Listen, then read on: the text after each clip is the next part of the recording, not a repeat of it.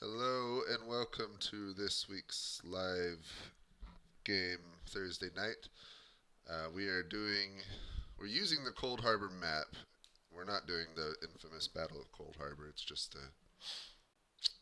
straight up smaller affair on that map, but should still be fun. All right, and I am here with General Awesome. Watford. It is now 7 a.m.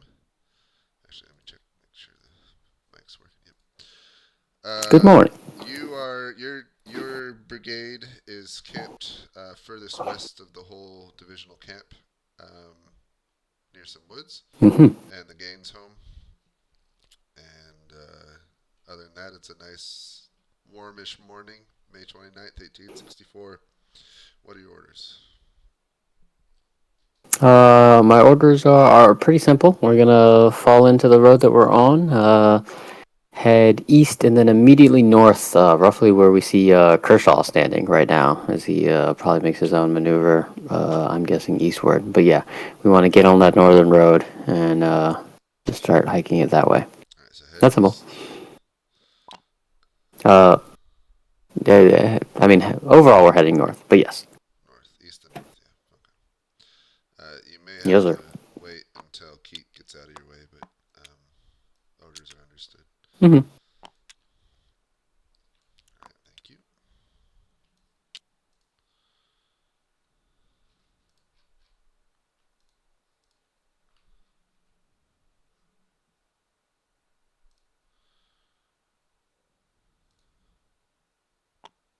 Well, poop. Um, Hello. Hold on 1 second. Let's. So Miles made it. He made it. So you can either umpire or 2IC with him. I mean, the cavalry still has a spot, but I think I'll umpire.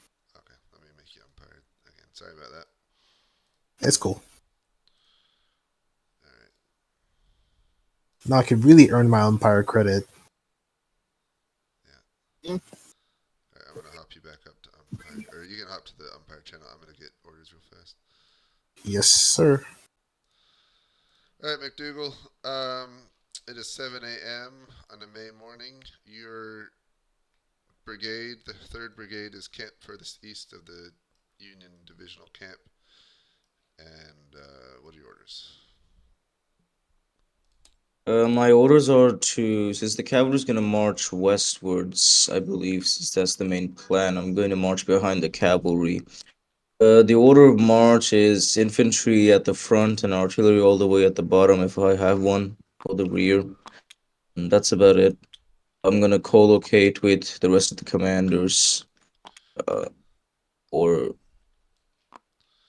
Okay. the commander in chief, which is General Barlow. And your march. Okay. Got it. Or Thank you.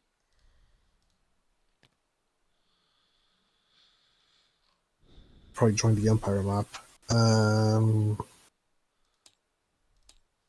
Save this. Yeah, you gotta join TTS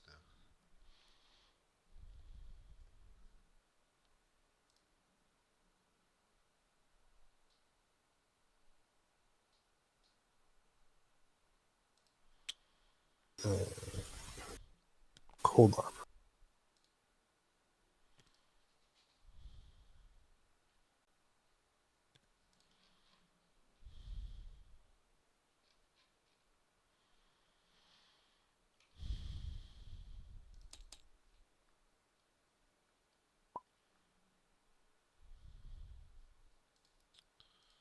I'll be back.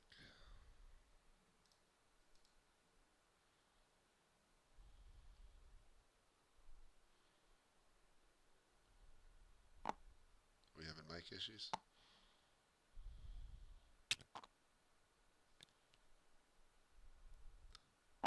Hello? Can you guys hear me? Yep.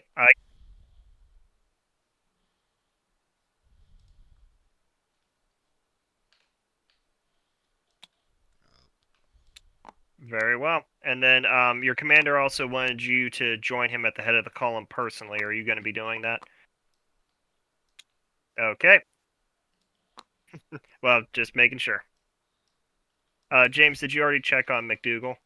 Yeah, I got him. Okay.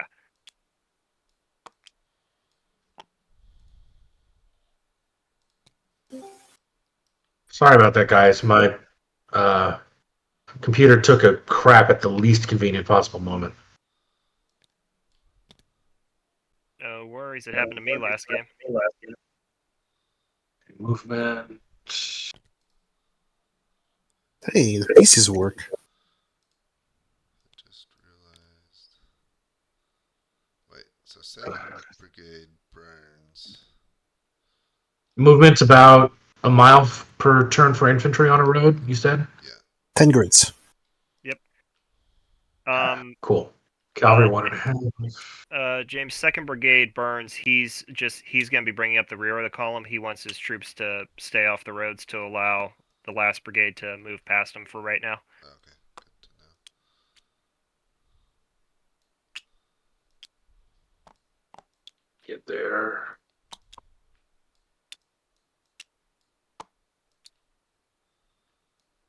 Oh, pretty. Alright, Union's all moved. Confederates.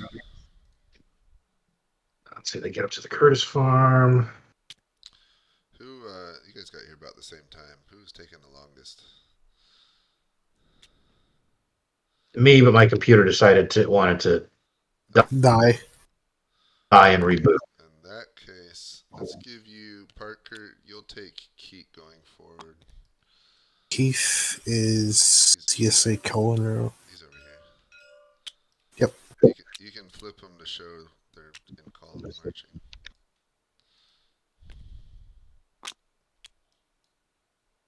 And then all the screenshots are going to be from the commander's point of view, correct? Correct. Yep, so I already took the screenshot for the Union. Can I delete your drawing? Is that alright? Yeah.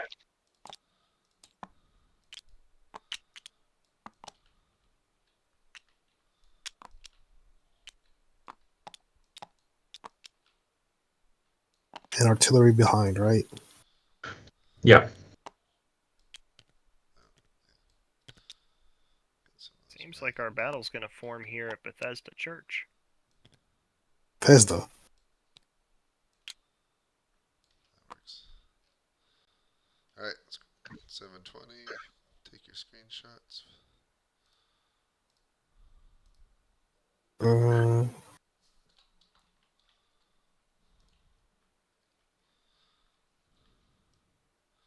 So usually the trees are restrictive enough that basically you're just going up to whatever the tree line is.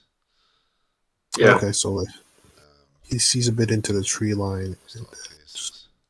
The Union's pretty much all co-located, aren't they? Yeah. That's the goal. Yep, that's what they wanted. All the commanders at the front. With the horses. Go ahead and send those off. Pretty much cut it off with the tree line. Go.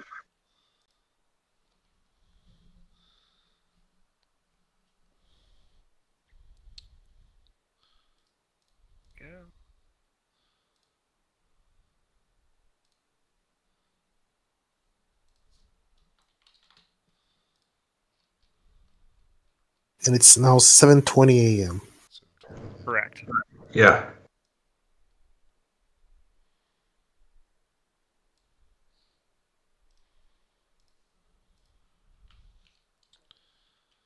Oh, Squire, were you doing Keith? Because if you were, I'm just gonna... My bad. No, go for That's it. cool. Oh, sure. Okay.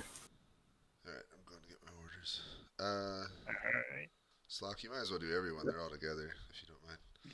Might as well. I mean, I think they're just going to continue down column for this turn, so. Yeah, okay. Alright, General Warford. It's now 7:20. The rest of the division has stepped off and is marching down the road past the Gaines home, heading east. Your own division is in marching column ready to go, but has had to wait for them and all their wagons to pass, so it's almost your turn to go, but not quite yet. change of orders? No, no change of orders. Where are you turning north? My first left up here, into the woods there that I can see. There's on that little trail. There's a trail that leads into the woods. You talking about that? Like a tiny. I believe so. The tiny dash line. Yeah. Okay. Correct. The dash line. So you're heading north, and then just keep going north, I guess, from that. And head east as soon as we hit the next intersection. Okay, got it. We're headed for like E6 something. I recall from the map. There's an E. Sidnar house not far. Mhm. And you want infantry in front, artillery in back, or what's your order of march? Order of march is essentially the same as our deployment. Yeah, train and artillery in the back. Correct.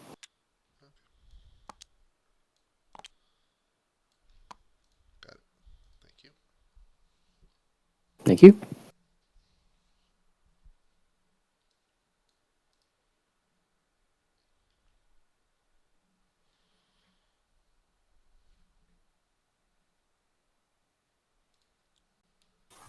Acres. Have you gotten Keats' orders yet already? No, we need to break them up into separate VCs, and neither Park nor I can do that. Oh, yeah, I gotta fix that. Okay, I'll do it now. Sorry about that. No, you're good. Go for it now. I can take. I'll take Kershaw. You getting orders, Park? Was that with Keith? Yeah, Keat. You got Keat. Yeah, he was. It was just follow the cavalry. Okay. All right, General Kershaw. Hopefully you got a screenshot I'm filling in real fast. Yes, you did. Okay, so you make as far as the Dr. Gaines home, not to be confused with the W. Gaines home. After passing through some woods heading southeast, the new Cold Harbor Township is to your northeast somewhere. And nothing to report.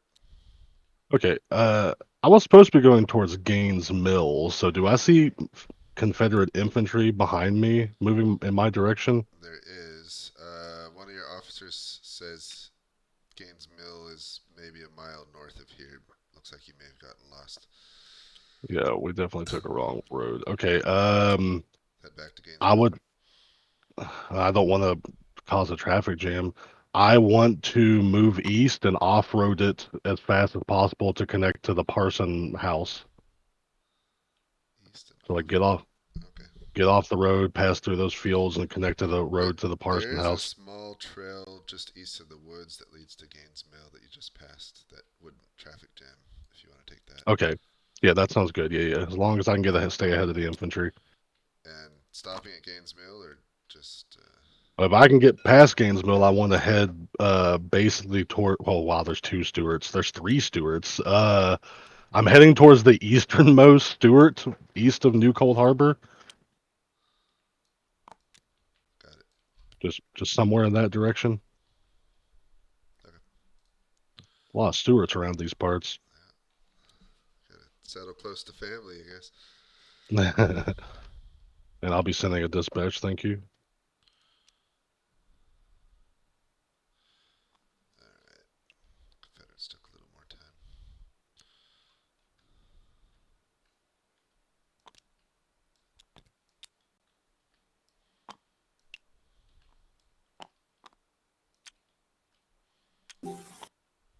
Yeah, I was just checking something. So I see 2 plus 4, 6.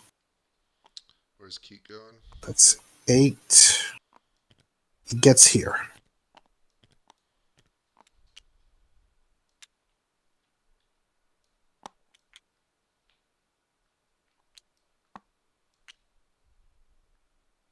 Yes, he's on that road.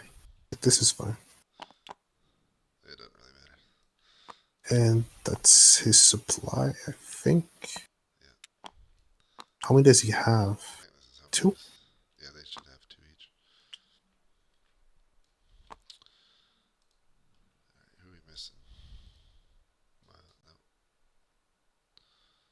Oh, the real McDougal just showed up. Won't the real McDougal please stand up? Well, it looks like Chinleaf dropped out.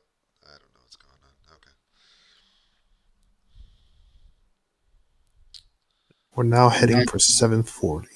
Yeah. So. Yep, and the Union is still all together. So. How do? There. Okay. Next turn then. Screenshot time.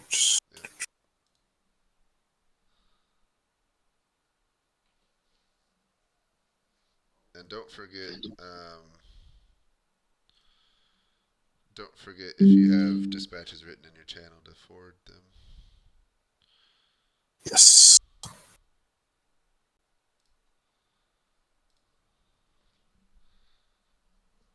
what am I doing? Alright. I sent the same screenshot to all the Union commanders since they're all together, so. That makes it easy. Yep. Once they start breaking up, then we'll go back to our original plan. Alright. I will go and get orders from the Union then. Okay. I'm gonna go to Wofford. You good, Parker? Park? Yeah, I'm just snipping. Alright, General Wofford, you get going, pass through a small section of trees, pass by the Sidnor home, and are now heading east. The rest of your division. There's a row of trees before me. Can I see? I mean, I know on my map where the J Barrack house is. Correct. We're headed for there, and then east. East. Okay. In our current column.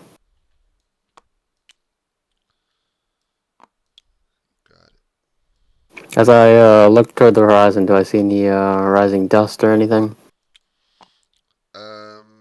You do, but your officers remarked that it's that of Humphrey's brigade to the east. Ah, good. All right, that is all.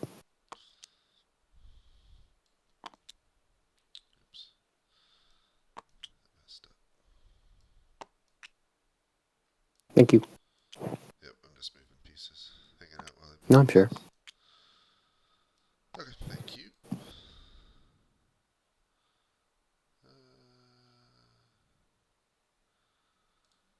Alright, I'll take you again. Yep. General, just checking. General Kershaw, has anyone taken your orders yet? I'm taking Yes. them now. All right. Or, Sorry. Oh, I didn't do his screenshot. That's my bad. I'll do that now. I'll take him until I have to take the Union again.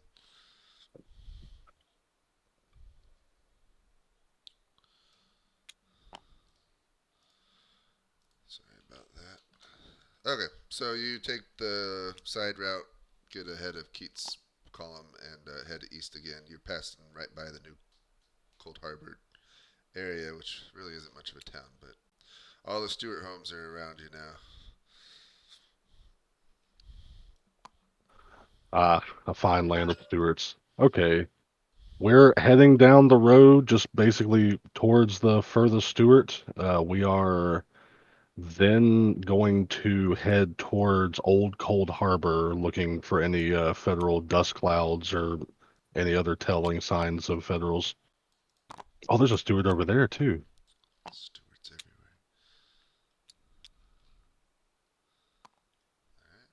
everywhere. Yes, we're staying on this main road towards Old Cold Harbor. You'll be able to go a little bit past it. Which way are you going at that fork? Okay, Old Cold Harbor. We're heading towards Mrs. Kelly's farmer house. Got it.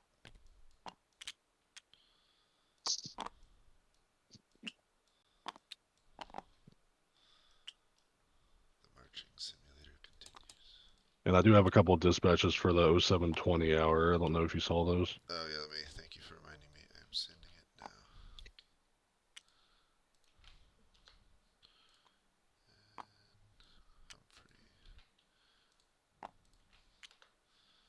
Alright, they've been dispatched. Thank you, sir. Alright,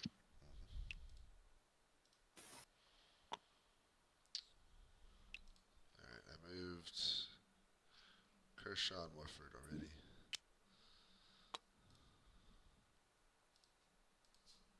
What'd you say? I moved my people. Same with me. Same here. All right. Well, we can do another turn then.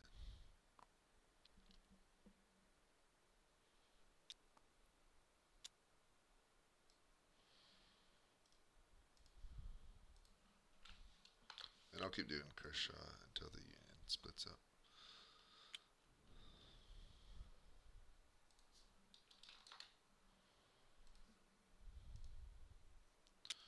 And don't forget to forward dispatches.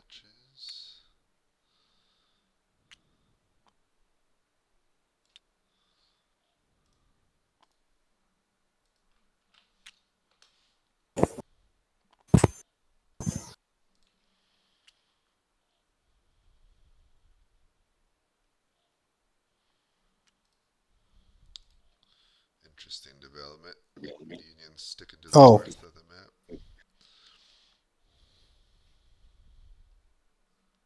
Yeah, I thought they were gonna go for Bethesda, and then they changed their minds that they're gonna try and go the whole way over to Shady Mechanicsville Grove. from the Okay.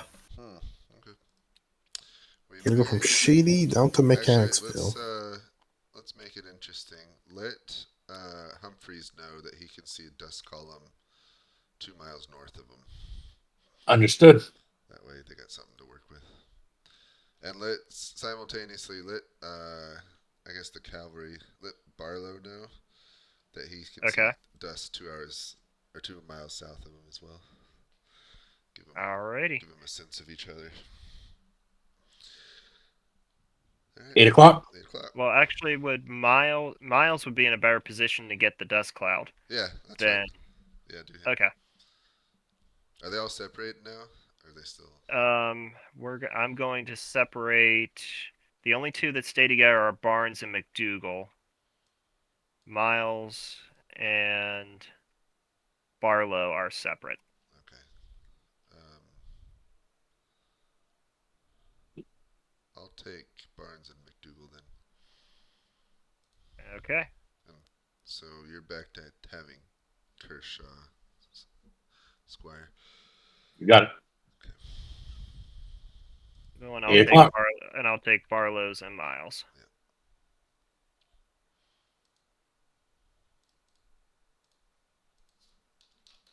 Yeah.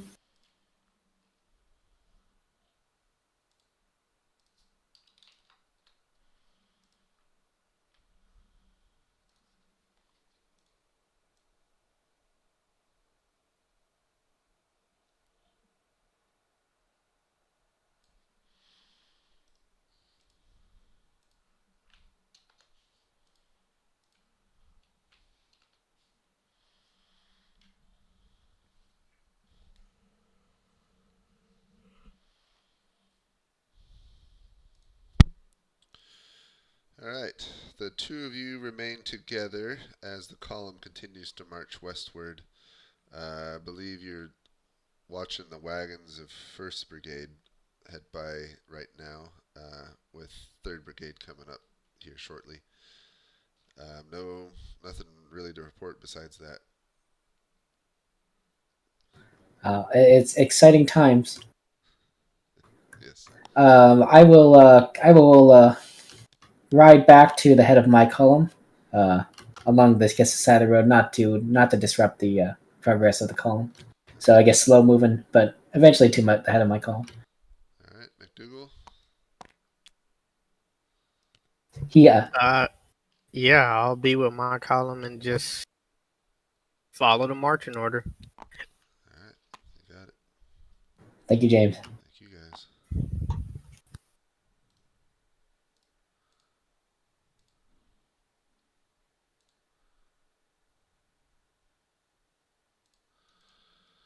All right, General Wofford. Continue passing by the Barracombe as ordered, and you can see the tail end of Humphrey's brigade ahead of you. Any orders? Or what are your orders? I certainly have orders. That is Humphrey's Tale, I'm saying, you're saying? Yeah, it's his brigade ahead of you. Gotcha. Okay. Then can I see? I guess the trees kind of obscure me to my south. I'm just going to head east after him, essentially. And you can write dispatch in your channel if you want to communicate with anyone. Just so you know. Mm-hmm. Understood. All right, you'll keep going east then.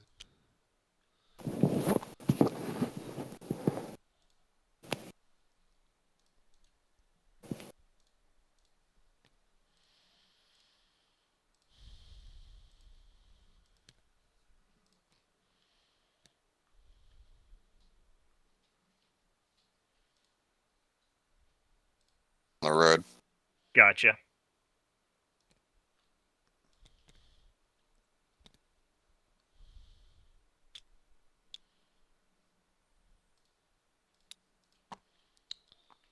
Where's he heading? He wants 2 of his units, kind of like this,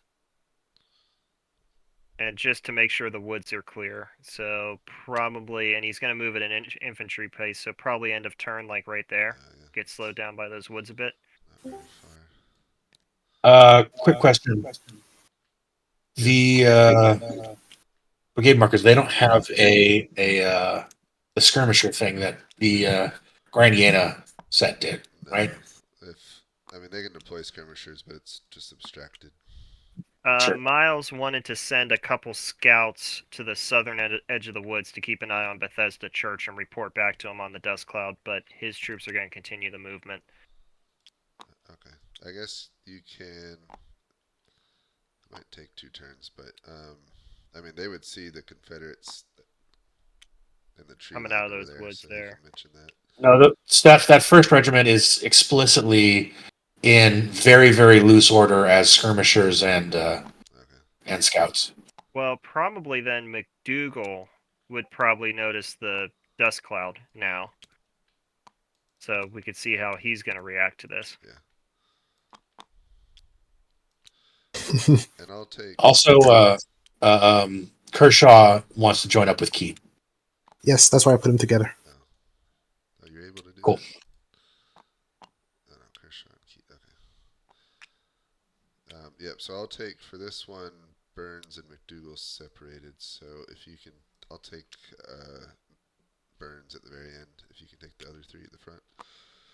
Okay, so Barlow, Miles, and McDougal. Yep. Gotcha. Okay. 820.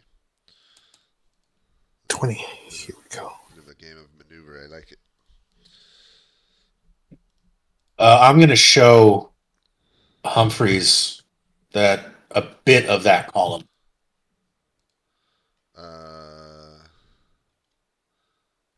Of the Union column. Yeah. Yeah, I guess. Yeah.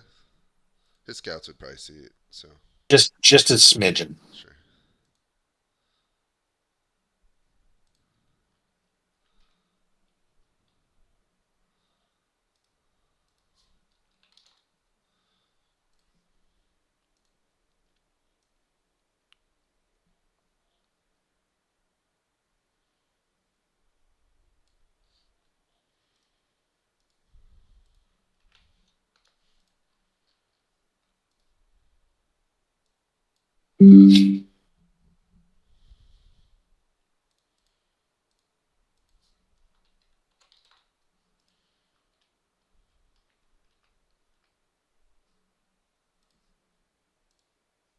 Uh, 820.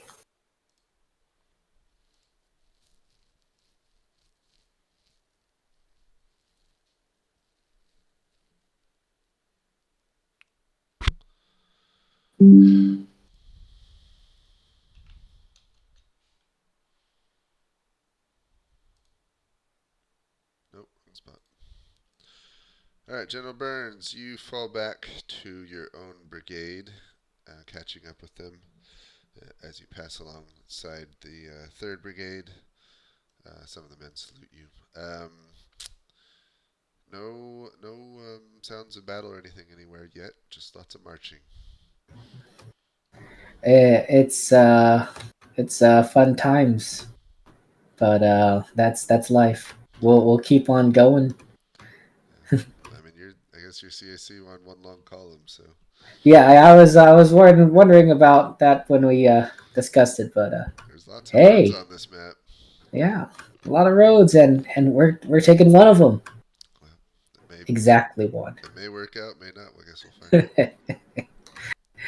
Oh well. Okay, so you're just following, I presume. Yes, sounds good. Thank you, James.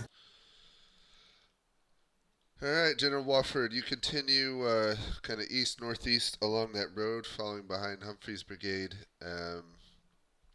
It looks like his column's slowing down ahead, but still kind of moving north.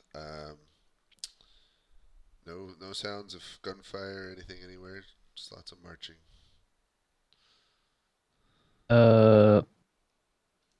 Interesting. So he's headed directly for Bethesda Church, as far as I can tell. Humphreys?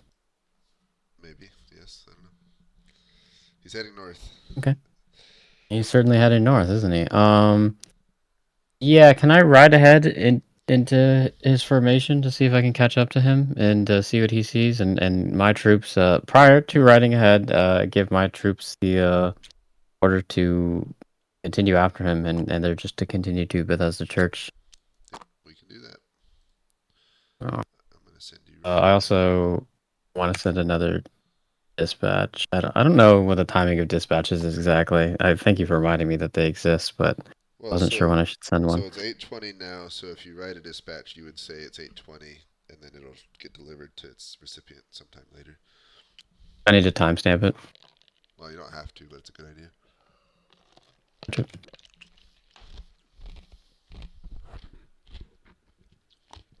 gonna combine you with Humphreys, just to save time.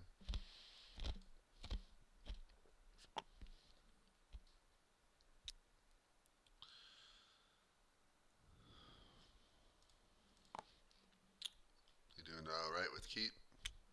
Yep, I took Kershaw and Keith for this one since they were together, but now they're about to separate because Kershaw, who's right here, wants to go meet up Humphrey, who's like up here, maybe? This him? That's Wolford. Where's Humphrey? They're both. Oh. Keep going. North? Here? Yes, Yeah. I got him. Okay, so he's all over here.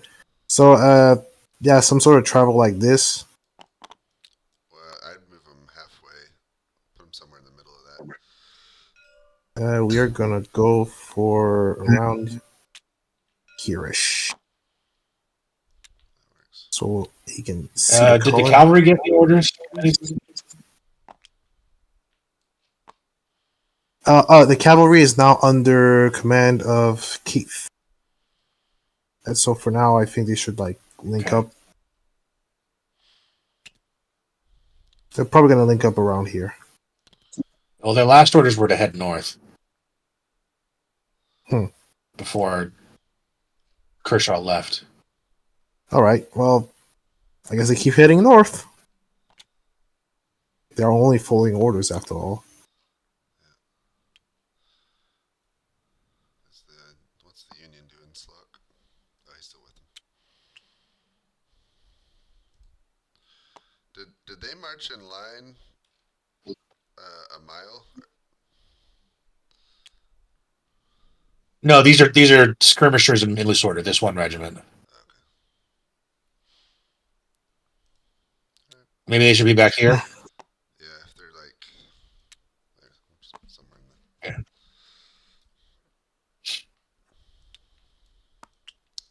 It's a bold move. Oh no! It's just gonna be the classic supplies get killed. Okay, so we got some confusion in the Union ranks right now. Okay. What's there to be confused about? So I had such high hopes. So Barlow originally was going to continue down this road, and everyone else is saying continue to follow the commander as we've been ordered to do, like good little soldiers. And then he's decided to turn his cavalry around, ordering the column to halt. Oh God. Traffic jam. That's right. Ah, yes, Americans in the traffic jam. Name a more perfect duo.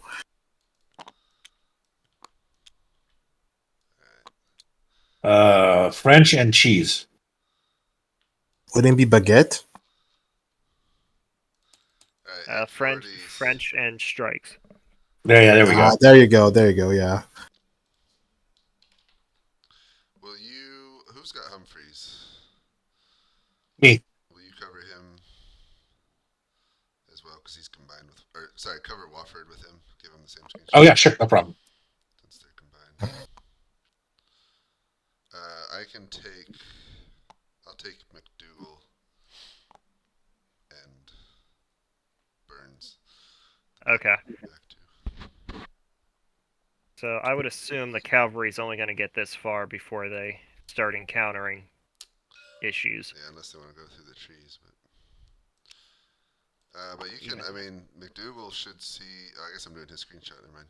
I get to decide what he sees. 840. I mean, could kind of do this I got him. and have them in the woods here, trying to get some line of sight at the Tucker house to avoid the column. That's what I'm going to do. I'm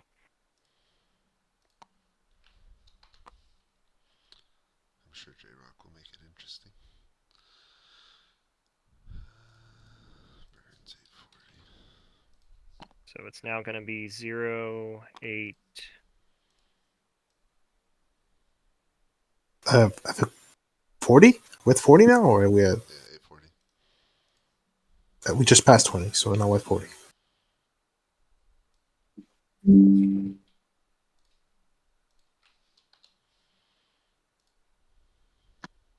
then you're going to handle McDougal and Barnes, correct? Yep, I got them both.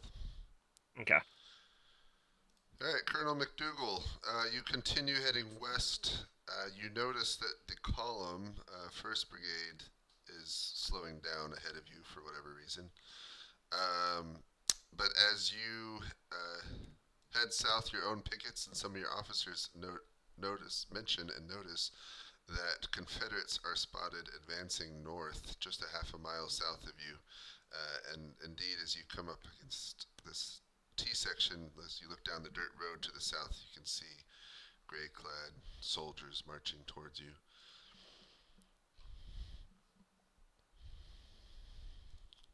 Okay. I would like to get the first 3 infantry into the woods southeast of here. Okay. And continue that the rest of my infantry pass to the western woods, basically east side of the road, and have the artillery take up position on the road down the center. You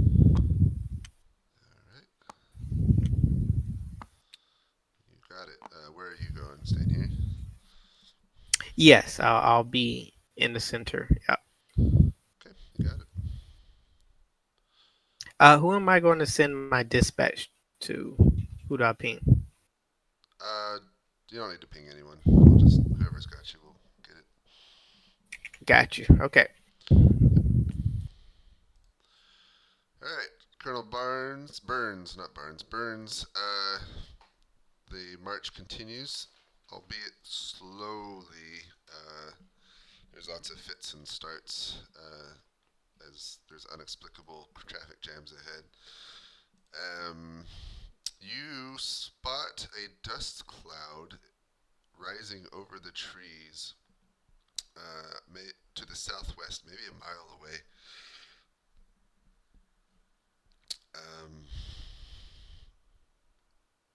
So there's that. Nothing else to report. Well, that's interesting. A mile away is actually not that far.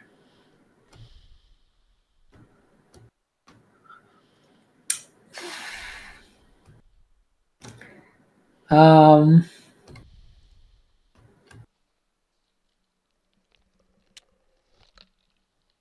Let's just keep going. I think. Actually, no. I have a. The end of my column is the 88th New York, I believe. Other than the supply. The 88th, yep. Oh, and I no, hold on, that's not right. It's the no, it's the 80th New York. I'm right. That's the last infantry company. Yeah. Let's have them pull off to the side. Let the rest of the column pass, and then it'll pull. It'll come up upon the end of the supply. It'll be the rear guard. Okay. And the rest keep marching.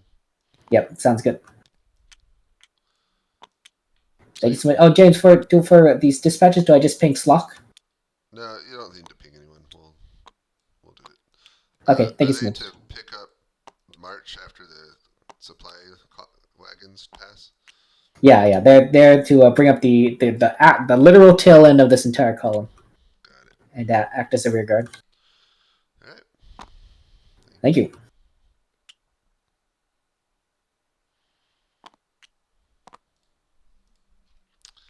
Getting some action out. Now, let's see, where were they? They got to go through the woods and their cavalry. Oh no, he's just halting his line. No, I'm looking at the cavalry moving.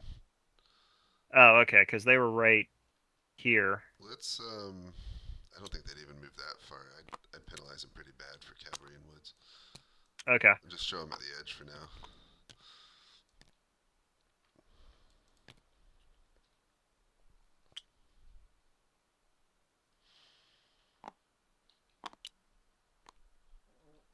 Well, we're going to have a big fight at the very edge of the map. No room for maneuver. Not where I thought it would be. That's all right. Yeah, I was kind of right calling it that we'd have a fight at Bethesda Church. I think the Confederates are, I mean, they're not that spread apart, but they're semi-spread apart. So, depending on how aggressive Humphreys and Wofford are, they may. 5, 6, 7, 8, 9, 10, around here.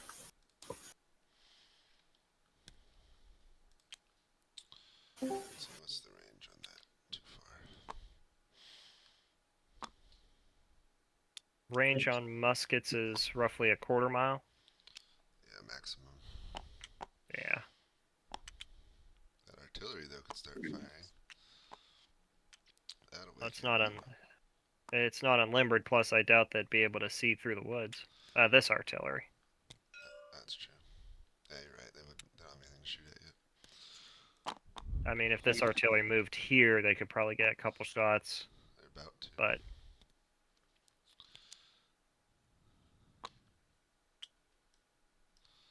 so everything moved, still moving.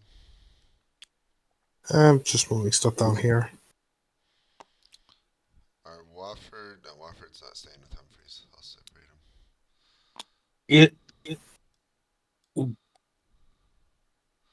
I'll take Wofford. What exactly is this terrain feature? Is this like a ravine? Yeah, it's like a small ravine ditch. like an old creek bed or something. Yeah, like an old creek bed. So you know, it may go down like 5 or 10 feet. Semi-steep sides. It's a. If someone is crossing it, it's difficult terrain, so it's going to slow them by half. That sounds like a nice defensible trench, is what that sounds like. That's what I was thinking too. Hey, look, free trench. I don't think they Bunk, bunk. But they get that far? Were they that close? They started right here. Oh, they wouldn't get that far then.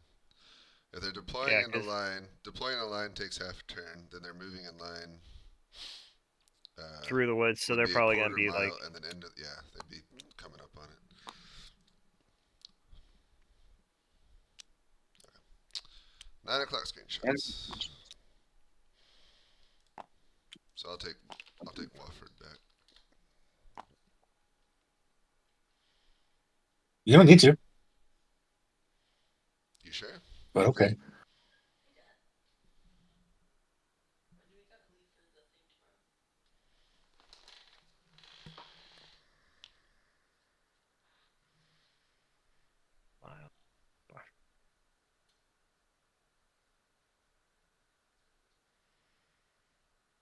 Barlow are going to get the 7:30. same screenshot. And Barlow. Oh, that was a bad one. Sent a dispatch for James.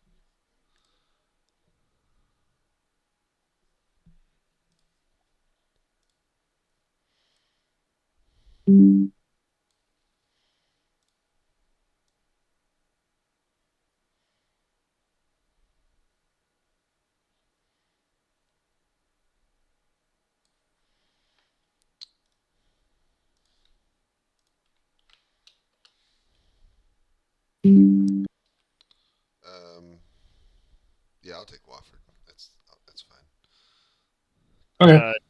James, are you still taking McDougal and Barnes, or should I take one of them? No, I'll take them Okay. still. Am I still doing Kershaw? Yeah, I don't think that's changing.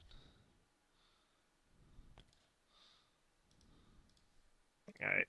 Because there's a dispatch, so once you get your screenshots out, James, I'll deliver that dispatch from Barlow. Doing it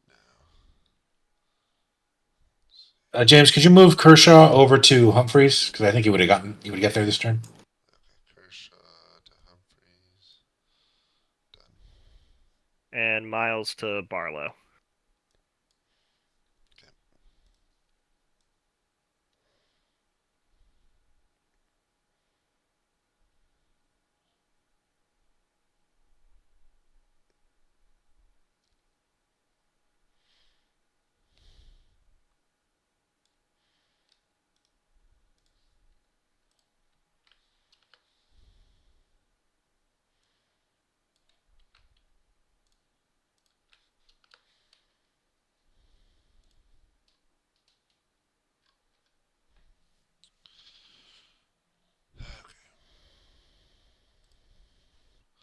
All right, Colonel McDougal.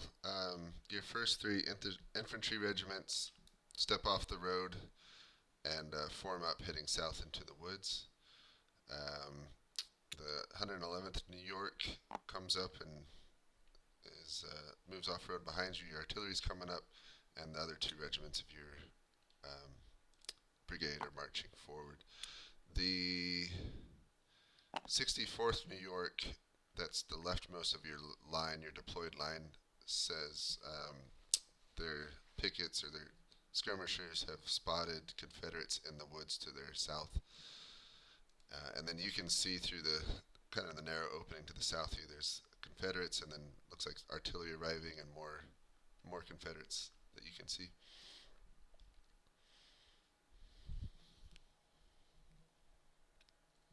What are your orders? Okay. I will still have. What is this? That's right behind me. I'll have that infantry unit still go to the west, but the other two are to form up in the rear of the already established line and still bring up the artillery to form up on the road. Alright, you want the artillery to start firing? Yeah. Okay. Do you want them to move south where they can both deploy and fire, or just have one battery form up for now? I'll do one battery for now.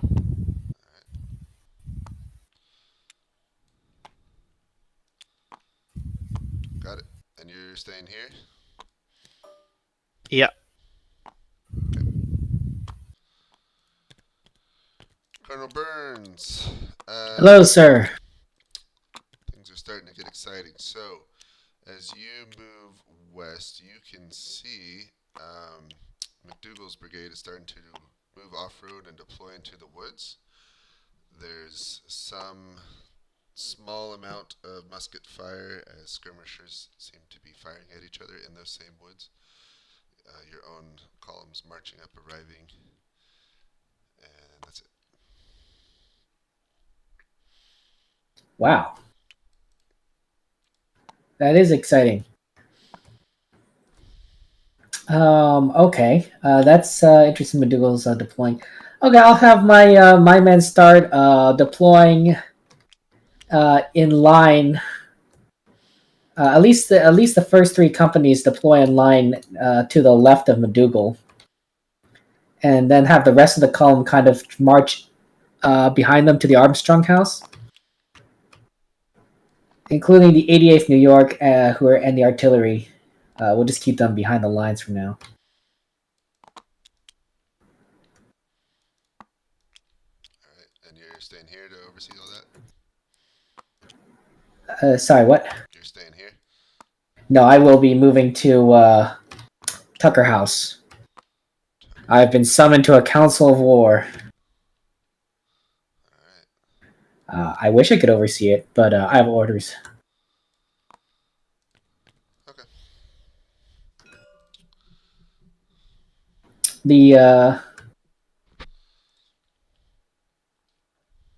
Just the companies deploying the line facing south against the ravine and to support our right. Got it. Thank you. All right, General Warford, I got you again. So you move back from Humphreys to oversee the arrival of your own brigade. You can see Humphreys' brigade deploying, heading northward, and you can also see Federal cavalry just emerging at the edge of the woods to the northwest area. Indeed, indeed. I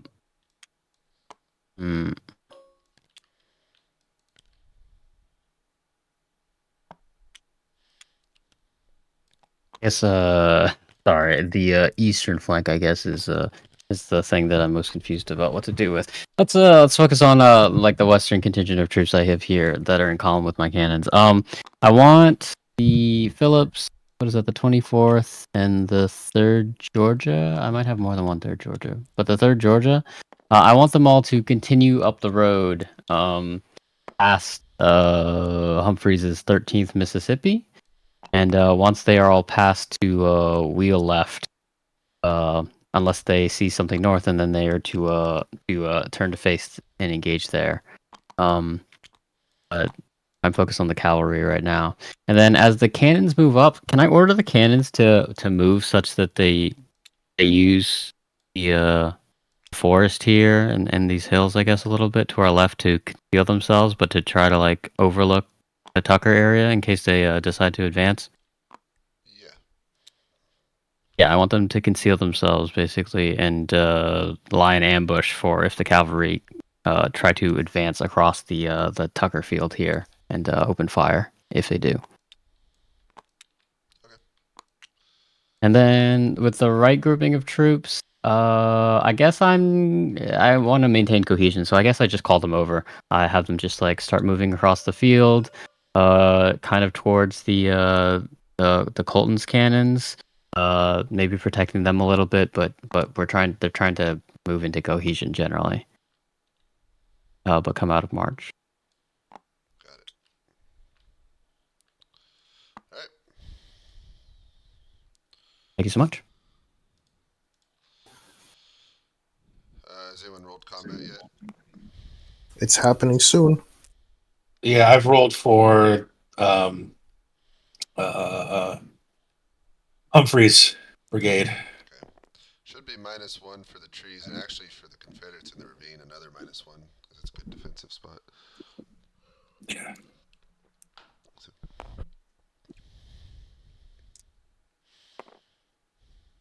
Is Kershaw? Oh, everyone's missing over here. That's all right. Keith, James, can you take the screenshot for Keith for a second? I just need to fix something on my screenshot program. And then Miles is no longer with Barlow, but Barnes is. Let me move. Everyone is missing. So Barnes, Welcome to trees. Barnes is with Barlow. And Miles is on his own. Okay. And Kershaw is with Kershaw went to Wofford. Okay. Got it. And I'm doing Keith's screenshot at 9:20.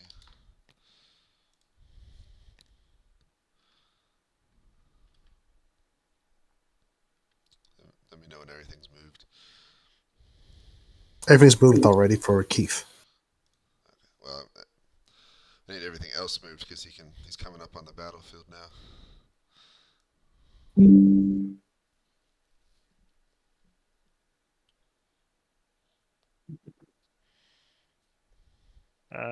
I'm gonna send the same screenshot for Barlow and Barnes. Okay. Yeah, Because they are. if you can take Barnes since they're together, that would help. Okay. And I can also take Miles as well right now since he's not engaged. His troops might need another turn to get through those woods.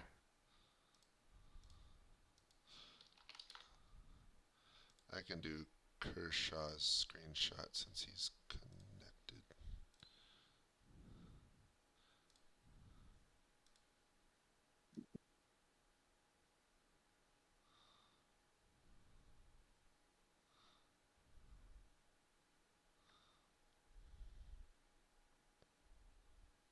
And this is 0920 right now, correct? Yep. Yep.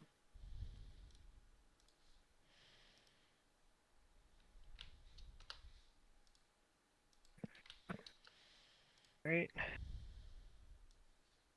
Good to go. Let's go. All right.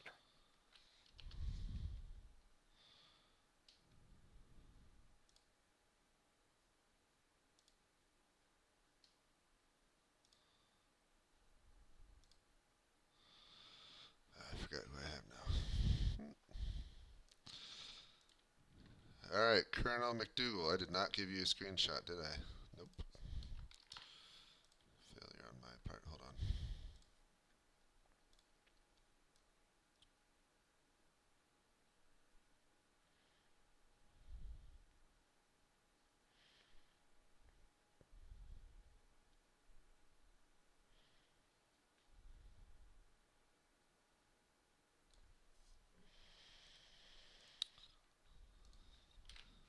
Nice screenshot. All right, so the activity of battle has certainly picked up in the last 20 minutes. There's a heavy firefight going on in the woods to your southeast. Both the 64th and 39th are heavily engaged, but no major casualties or anything. Anything yet. The 7th New York Battery B has deployed and is firing southward on some advancing Confederates, and you can hear, but you can hear but not see. There's Confederate artillery somewhere nearby to the south, also firing now upon your lines. You got 3 regiments that are deployed north of the road behind you in reserve, and you can see the cavalry are just to the southwest of you. What are your orders?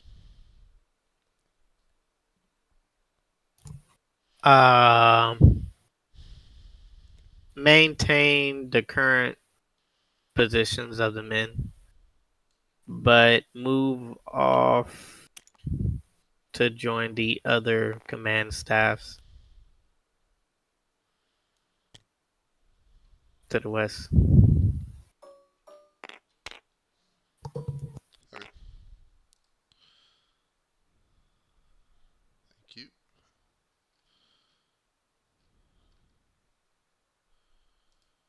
Has bypassed us.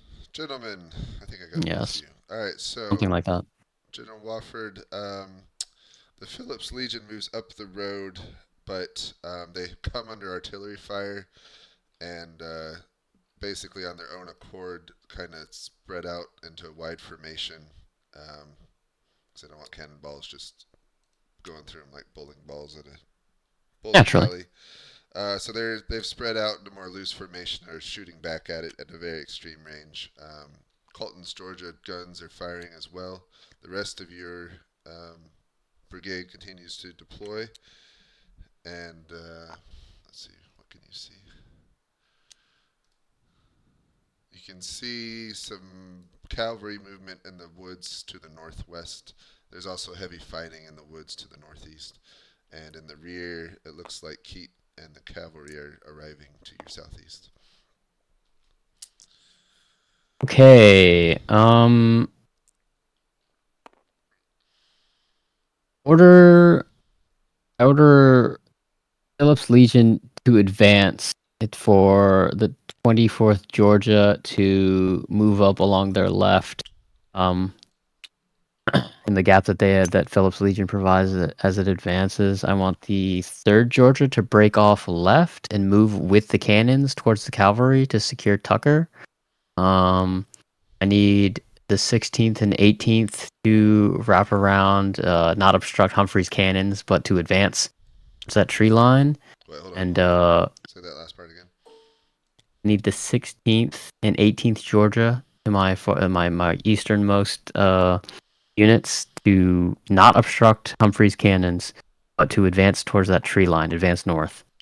Okay. And then Just Cobb's legions. yes, what indeed to do with Cobb's? I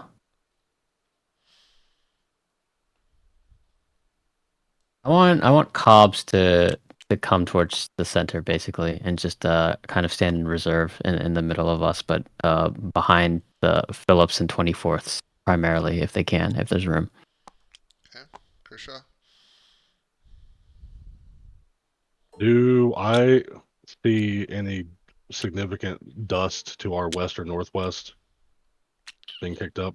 Northwest, yes.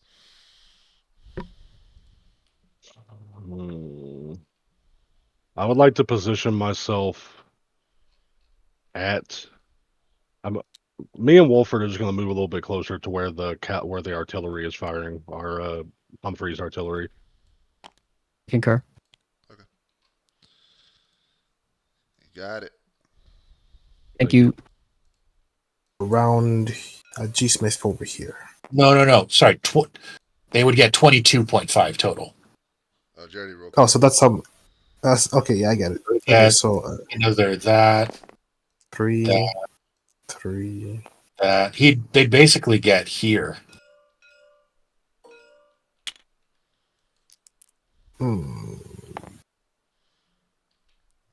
Is it like a bit of an interrupt if he wants to charge or something? Because of that turn, he'd be stretching it to make it there. But like he's going to be harassing the tail end of this Union column. All right, so I'll bring him up with the cavalry, and I guess he'll see it in. Does he get here, or would he be able to get to the? He'd probably be able to get to like here. All right, I'll do it like this then. That's the cavalry, and he wants also the infantry to double time it. All right. Nope, that's a miss. Nope, that's a miss. Sorry, Union. I don't think Union's gonna have a good time this one. 4. Poor Union. 7. 9, 10. Basically, there. All right. Oh my. Give them that disruption. Yep.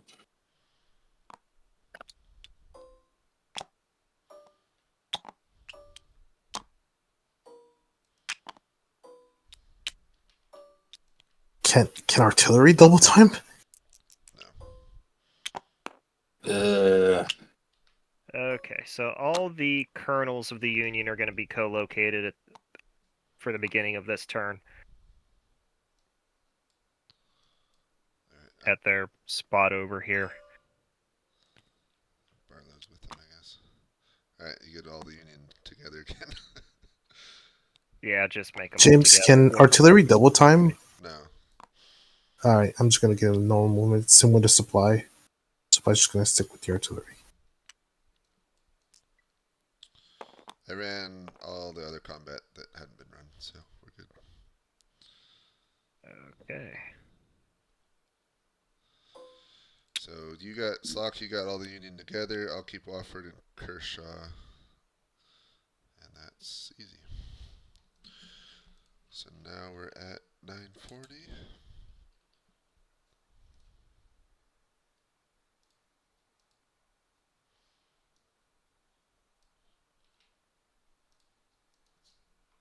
Yeah, he basically catches the tail end of the Union. So just gonna give him a bit of a screenshot.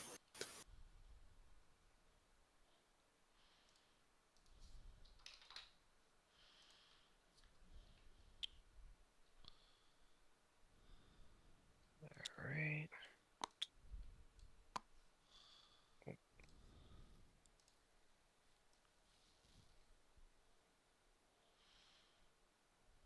That off.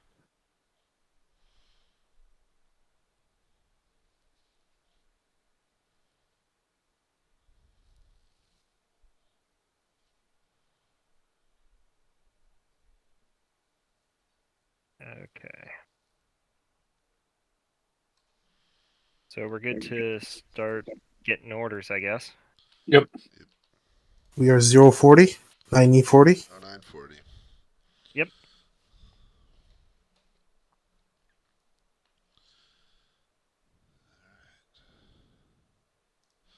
Oh, jeez. Gentlemen. All right. Yes, sir. So, not General, Colonel, Brigadier General Wofford's brigade advances as ordered with the Georgia boys heading north and northwest. The Phillips Legion is falling under heavy artillery fire, starting to experience casualties. The boys sent west are facing fire as well from some dismounted cavalrymen. The guns join the lines of the sharpshooters and are firing on their position. The 18th Georgia has advanced, kind of skirting the edge of those woods, and ran into some more Federals in the woods, at the edge of the woods to the north there. Humphrey's guns are blasting everything they can shoot at in the woods, tearing down trees and whatnot. And you can see a lot of smoke and hear gunfire deeper into the woods to the northeast. As you look east behind you, you can see some of Kershaw's guns arriving, and it looks like whose brigade is that? Kershaw's brigade is heading east, disappearing into Keats. that tree line over That that Keats? Keats. way. Yeah, Keats' brigade. Keat commands Kershaw's brigade, I see. and that's it. You said to the west those units are dismounted cavalry? Yeah. Okay, who is interlaced with the cannon that is firing? Those are the sharpshooters. I order them to charge. I order the 24th to charge. Phillips Legion charges what are the cannons that are firing on them.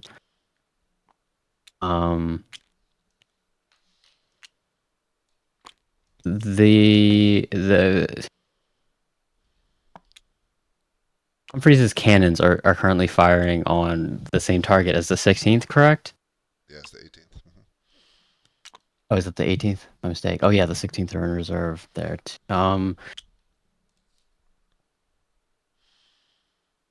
Yeah, the 18th are just to continue to advance. Okay.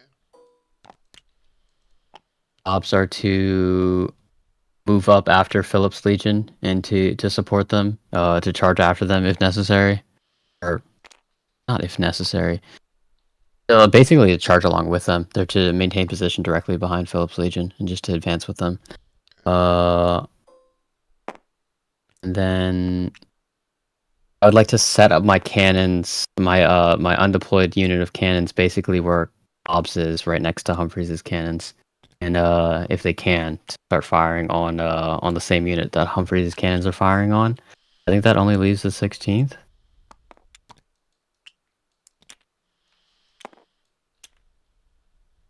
Yeah, 16th in reserve.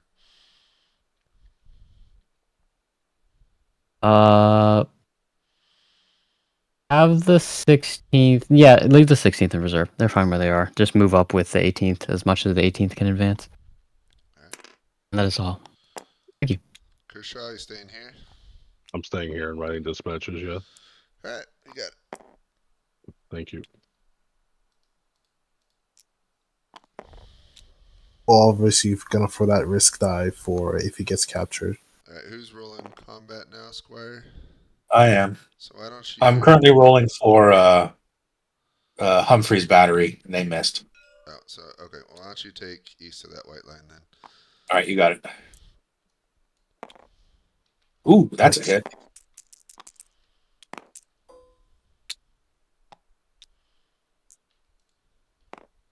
Nope. Nope. Wow, bad rules. I'm gonna go ask Keith real quick. Oops.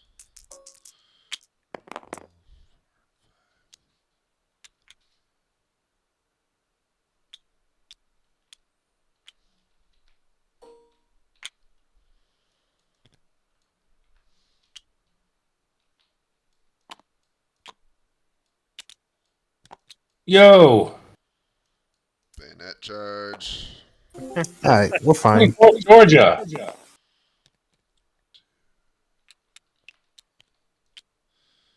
All right, so Union commanders are back with their respective commands. Finally. After there is no more room in hell.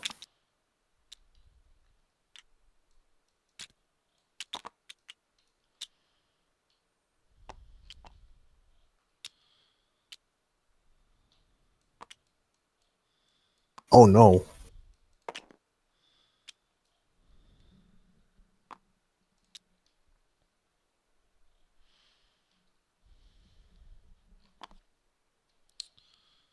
What's the Confederate cavalry doing? They're Uh, about to capture half a brigade's supply line if they break through that column on the march. Keith wants to do some personal recon from the edge of the woods on Oh, that's so dangerous. what's going on here. I'm rolling for And death. Tell him he got personal. he got grazed. Keith? Yep. All right. Is there a representation for grazed? I normally do a yellow. So let him know some skirmisher spotted him and shot at him. Got it.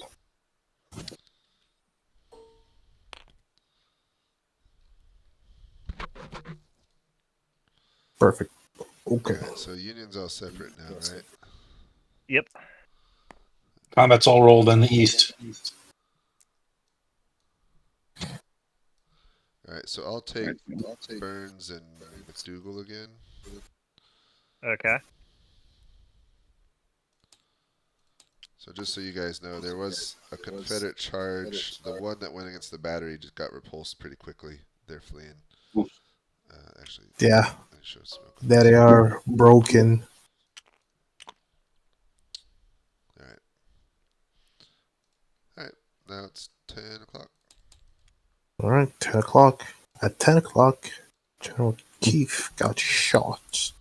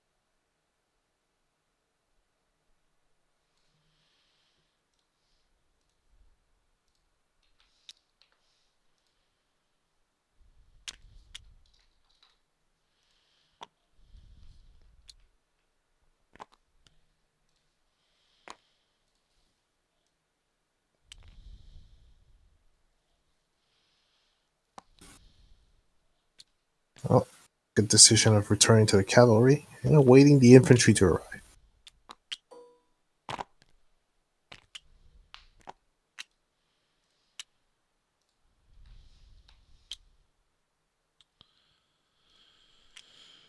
All right, General Burns. After you have your little mid-battle powwow, you return to your brigade and find that the 28th Massachusetts are already engaged uh, to the south. The 69th and 63rd New York are not. Um, but then you also hear that the 88th New York, they say some of their skirmishers spotted what they thought was a Confederate general on the road um, to the east. And there's a lot of firefight going on more to your south-southwest area. Mostly with McDougal's brigade, from what you can tell as you rode by it. Wow. I did not expect the rear guard to actually do anything. Your orders, sir. Let's move in the 69th New York to see if they can get a bead on whoever's the 28th Massachusetts is firing on. Okay. And fire upon the enemy, perhaps in the flank if possible. And then let's rotate the 63rd New York east to help the 88th New York, to help their state brothers. If they're, was it just a general, or it seemed like a force was coming? Just said they saw some kind of commander.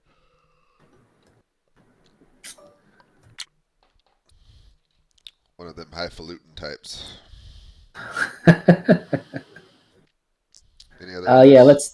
Let's have them just rotate east. I want to get a better view of jeez. I need a better view. I need a better view of the flanking maneuver. So if I could just go a little bit southeast, still be behind the lines, but see if I can see it past the forest, maybe. Sure. Okay. Yeah, thank you. Colonel McDougal. All right. So after your meeting with General Barlow and the rest, you return to your lines. Your brigade is heavily, heavily engaged. Even as you arrive, you witness a bayonet charge against your battery. Luckily, they're repulsed with canister shot and sent packing, but still, the Confederates are relentless. The 125th New York are starting to be in rough shape as they're taking the brunt of the Confederate artillery fire. Your men in the woods, the New York boys, say they're doing pretty good and that they've linked up with 2nd Brigade on their flank and holding their position pretty well. What are your orders? Can I attach battery A to the 125th? It's going to be hard to move them through the woods, but yeah, they can get moved up.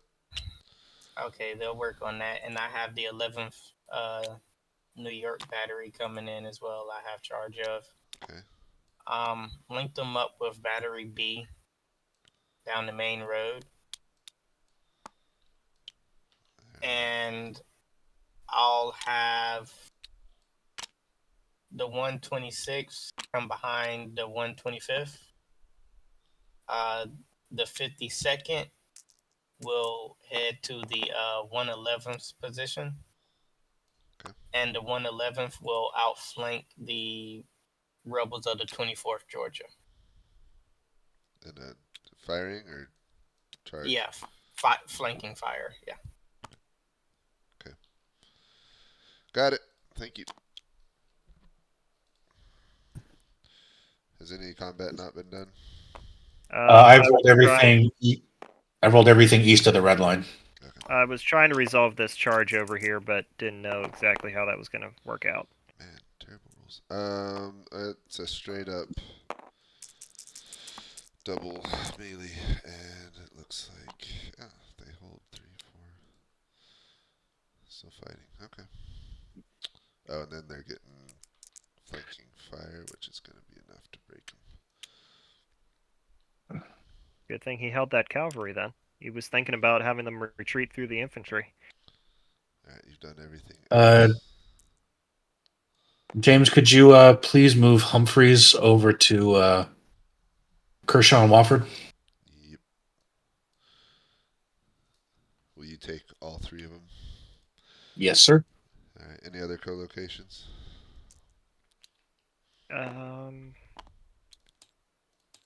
No, not at this moment. All right. 10, 20. You know what? Put Miles and Barlow together. All right. Got it. Alrighty. Did the third Georgia and Callaway's battery get rolled? I did, yeah. Okay, They've cool. been rolling piss poor, but yes. Yeah, Oh dude. my god. The Same Ravine with boys. Eastern end too. Just nothing but ones. It's all right. Everyone's keeping their heads down. They don't want to get shot. Gee, it's almost like everyone's veterans or something.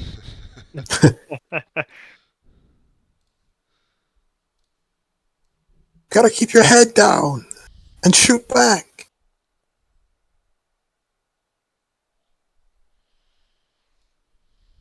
Alright, I will deliver my screenshots. Alrighty.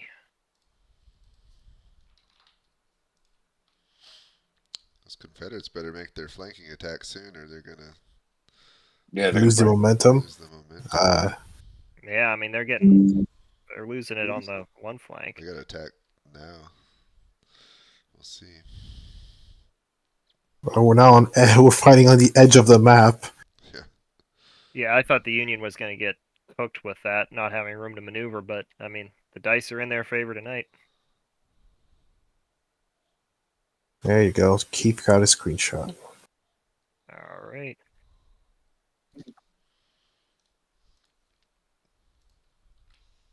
I will go and get some orders.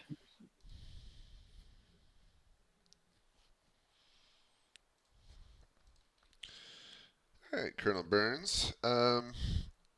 You move forward to a bit of a precarious position, but luckily nobody's noticed you in the wood line. So the 69th is engaging kind of on the flank and edge of the Confederate line. By the looks of it, you're on the far. You can see the edge, the very end of the Confederate line. Oh my as they're gosh. engaged. And they are engaged, trading fire with your boys. To the north, it's quieted down. No fire and nothing to report from the 88th New York. The 63rd is moved and deployed on their flank and support, but nothing's going on. And yeah, just a whole lot of shooting and battle further west of your position. Okay. Wow. That's amazing. This is the golden goose opportunity. Let's get that 63rd New York. Let's double time them down through the forest, and then come in. You know, Bayonet charge or start firing? just start firing, right? I mean, just because they'll be firing directly across the line. I forgot the name of it. Enfilade. Yeah, enfilade fire of perfectly upon that Mississippi company. Okay. So yeah, let's just have them do it, and have the rear guard, the 88th New York, have them deploy skirmishers into the woods to the southeast of them, southeast, just to make sure no one's just sneaking into that gap I'm going to open up. Got it. Otherwise, they're just to kind of remain in position and be ready. You're staying here? I'm going to at the very least be behind the 69th New York or 63rd New York as they get into position. Not be so exposed, sir. Got it. All right. All right, Colonel McDougal. Generally good news. So the 111th moved forward as ordered, and their support is enough to break the Georgia boys and send them packing, which rescues your cavalry or your allied cavalry. The guns are moving up and deploying in support. Haven't started firing yet. Your reserves are moving up to get closer as well. Fighting in the woods to the east is continuing, though your reports from your officers there say they're holding fine. And I think that's about it. Awesome. Um, I'll have the 126 trade out with the 125th, and the 111th and the 52nd will form up and proceed to charge down south in the tree line past the Cobb's Legion. The 100. Sorry, say I that want them to again. hit The 111th will do what? the 111th and the 52nd. They'll form up and they'll begin to charge down south to that tree line, next tree line down south. Okay, I got it. And yeah, just have the batteries form up the 11th and the 7th, break Cobb's Legion on the road, and go from there.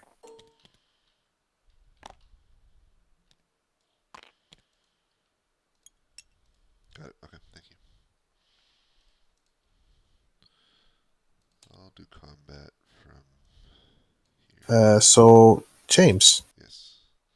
Keith wants to have his infantry do an assault column up the road in the rear over here, with the 3 infantry here. Yep. And he wants the rest to move through the woods. Cavalry stays here.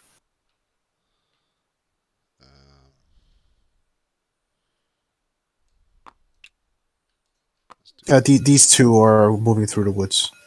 The cavalry are? No, these 2 infantry. The cavalry sticks behind and countercharges anything that charges back out of the woods. 3 on the road, these up the woods. Yes. I'll just do something like that. I had those dice sitting over here so someone could check my work on how I did the tokens. Oh, okay. Oh, I see. So 4 is 1 disruption level up. They're in the woods For though, so it becomes a 3, but still, yeah. Okay. And then they also took the Confederate artillery rolled a 5. So I had blue for the Pennsylvania. So when you roll the numbers, does that affect the enemy or does that change the own units? It's whatever you want. However you think Okay. about it. Okay, I was rolling blue for Union, red for Confederacy. Yep, so that works. Yep, and the Georgia sharpshooters, they had 1 change to their state. So Okay. just there we go. Rolled my first live game combat turn. Yay! You want to keep doing the rest? I can keep doing it for miles. Yeah. Yeah, I'm gonna do the assault column over here. Oh boy. Let's see. Have a turn to shoot at him too.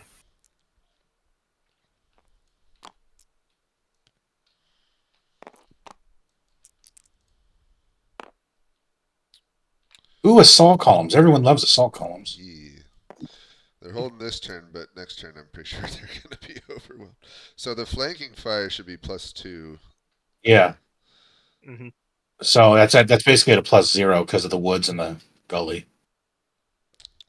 Did anyone roll for the 100th and 11th New York yet? No. You can do that. They're both in woods, so -1 to each side. Okay. That's not really flanking, so that's at a -1. So 4 and 4, so 3 and 3. Yeah, so 1 to each side, which they don't have any yet. Yo, that's up. I hate it when I accidentally click the name of the regiment. Yeah, same. I've been the whole travel here. I've been clicking the name and accidentally changing it. Yeah. Anyway, at the end of it, I fixed it. But I've mostly been doing that with the artillery. Not the. I've been pretty good with the regiments this turn. Nope.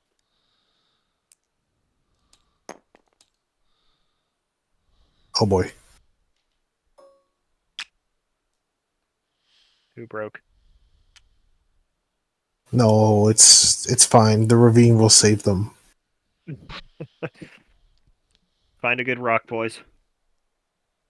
Fortunately for them, I think the ravine stalled the Union long enough for the assault column to maybe do something by next turn. Yeah, they'll probably break that one regiment and then It's supply hitting time. could roll up the whole. TBH, if it were me, I'd order that cavalry to dismount and Yeah, get in you there. know Help out. flank. But oh well. They could be going. They could be hitting them in the rear next turn if they're moving. Yeah. That's all right. All right. Also, excuse me, Kershaw wants to go to Kite. Kershaw's going. Kite is up here, and Kershaw is right here. Let's see. Okay. Yeah, so he did it. So Kershaw's with Kite. And Humphreys and Wofford are together still? Yeah. Okay. Then why don't you take Kershaw, Park, and Squire will take Humphreys and Wofford. Yes, could you move them together? Oh, you moved them together already. Perfect. Yeah, and I will continue to take Barlow and Miles. Yeah, that works. All right, 1020. No, 1040. Yep. I now take screenshots.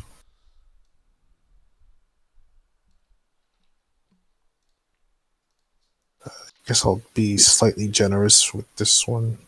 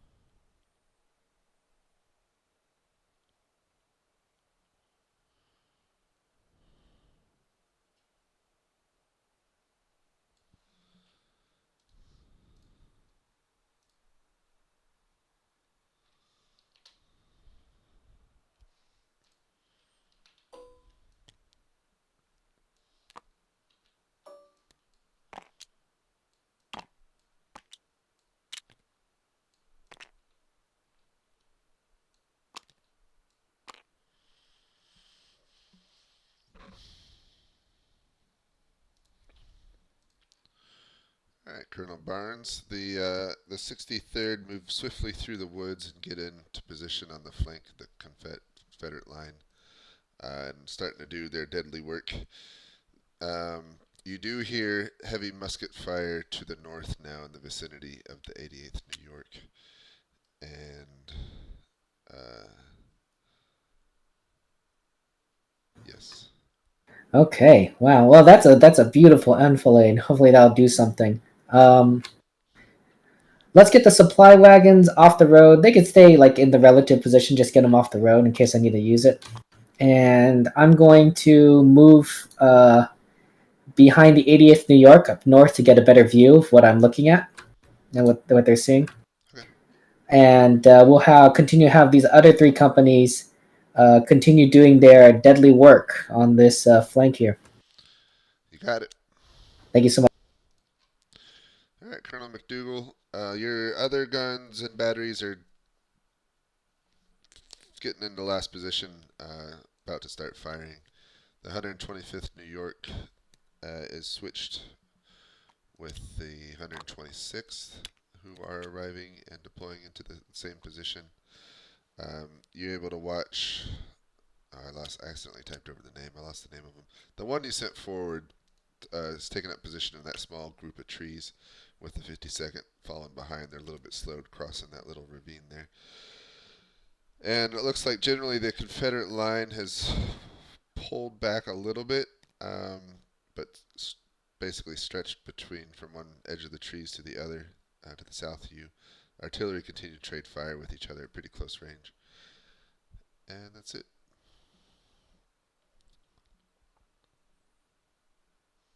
Awesome. I will personally join the 111th and the 52nd, and will prompt the melee charge further south into the rebel position.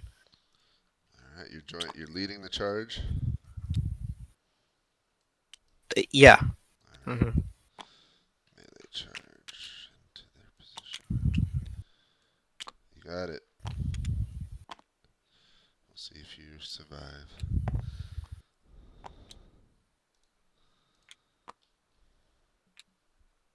All right, what does the red line mean?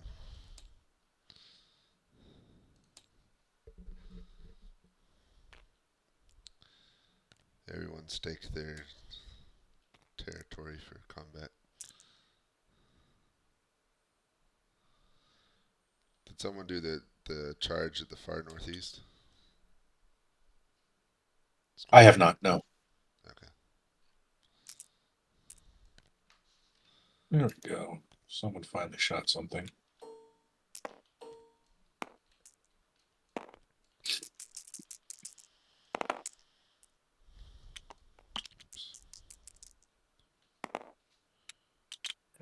No changes.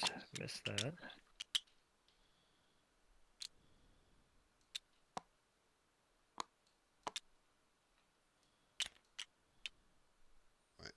Did they call off the charge?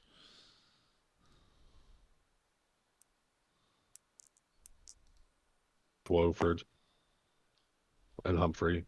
James is here, so you can ask him your question. Okay.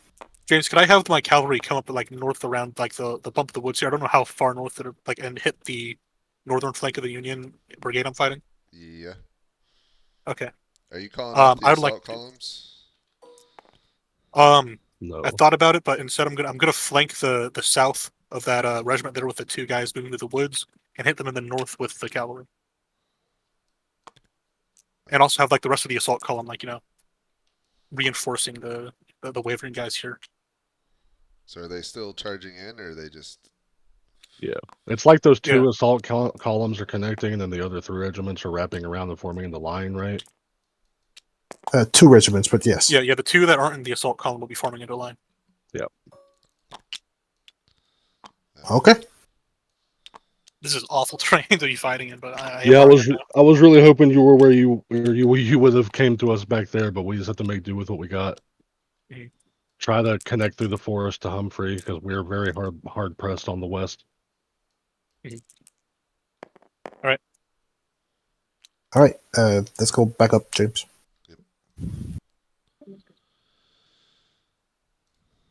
So, yeah, it happened.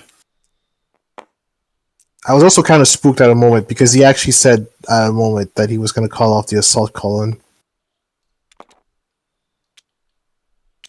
Yeah, no worries. Yeah. Is that Keat? Did Keat want to go with the cavalry? I'm going to go ask him. Yeah, ask him where he wants to be.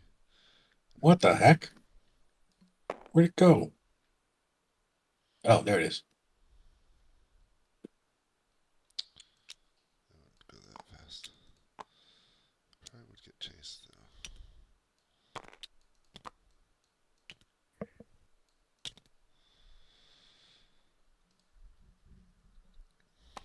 Just in time. Is everyone done combat in the west? Is there any combat not done? I did not resolve that. Okay. Yeah, that's going to be a giant cluster F. It's not too bad. Yeah. So the artillery gets to shoot at them first as they're coming in. So it's 4 plus 2 for canisters. So that's going to be. Kershaw wants to go back. And the infantry is going to shoot at him as well. I'll break them. So they'll break before they even get there. But they did send a second line. So they'll reach them. He wants to go through. The Cobb's Legion's gonna shoot at him. Oh yeah. I'll do another roll for Cobb's Legion then.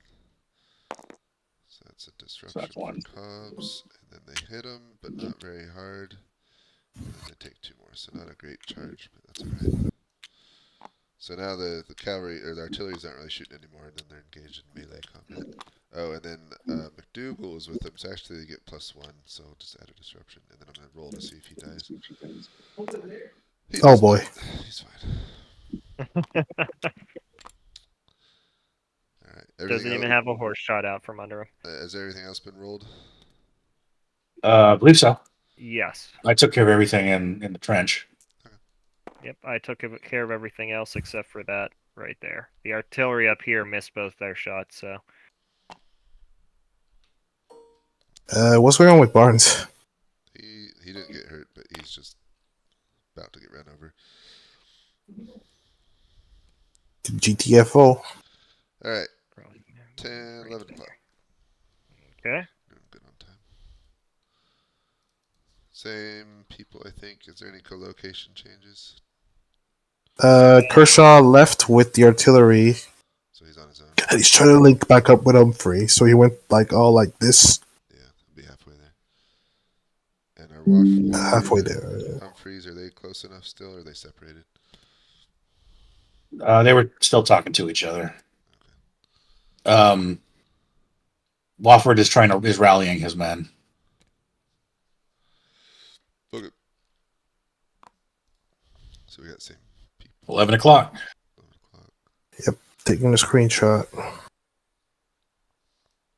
Okay.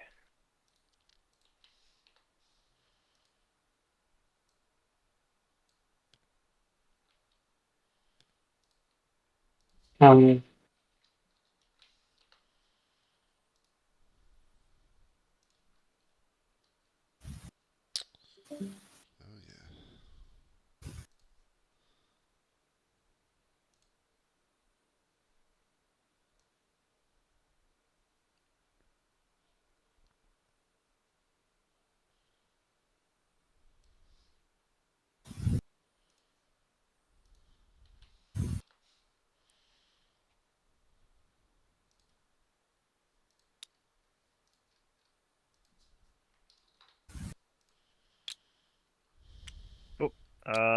Barlow and Miles need separated. I screwed up the screenshot. No. The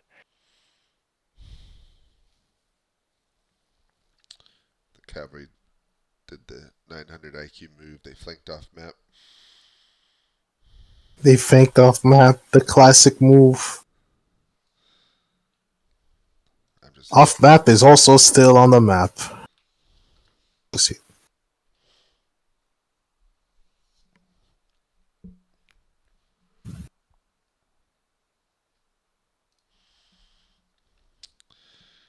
Colonel Burns. Hello, sir. You move north through the trees to join the 88th, and on the way you are met by streams of soldiers fleeing towards the west and south. As you arrive, the line of the 88th New York is dissolving under heavy fire from the southeast and north, and an assault coming from the east. They're entirely overrun and breaking. Well, this is bad. This is pretty bad.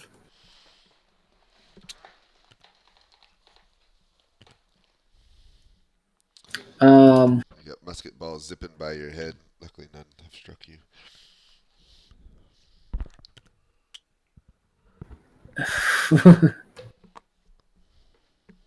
Okay. Well, personally, I'm going to withdraw from this position because that seems really dangerous. Possibly through the trees so as to avoid, the gunfire, and head back to my men. Frack.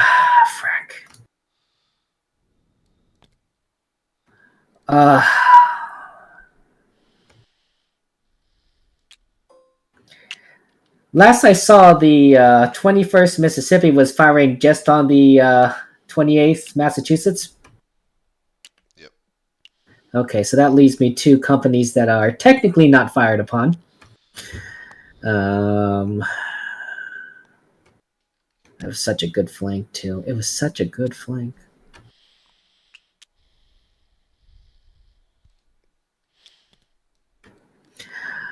I'm gonna need the 69th New York to move to refuse the flank. Okay. And they're gonna really have to rotate around, I think, to kind of face northeast. As the enemy kind of comes on, I'm gonna have my supply wagons definitely move west at this point, as quickly as possible. And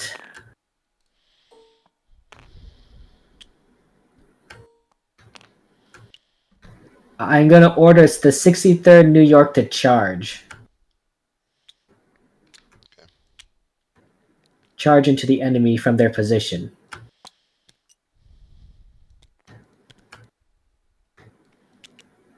Got it. And then once the enemy is engaged in a charge, I'm going to have the 28th Massachusetts about face and take position on the next to the 69th New York. Basically, I'm using the charge as a tool to allow the 28th Massachusetts to disengage and then turn around. Okay. Got it. Thank Yep. you. Thank you, sir. All right, Colonel McDougal, you bravely lead the charge into the enemy center of the enemy line. Unfortunately, the 111th break under the initial heavy fire and fall back in pieces, but they're quickly followed up by the 52nd New York. And you reach the enemy line and begin to engage in a melee combat that's very bloody. And that's about where you stand at the moment.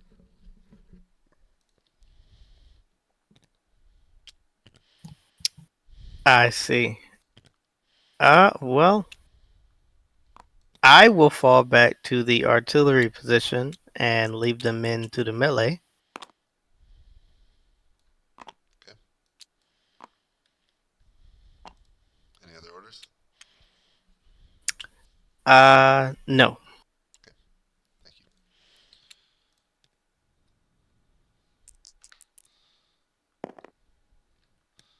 I'll do combat. Where have you done, Slock? I took care of these two, and I just rolled the artillery for right there.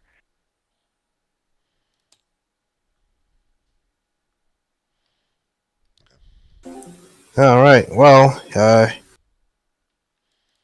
after breaking the back of the Union, Keith wants to form a line to reform it with the Oof. Humphreys. It's not looking good for that reformation of the line, but Should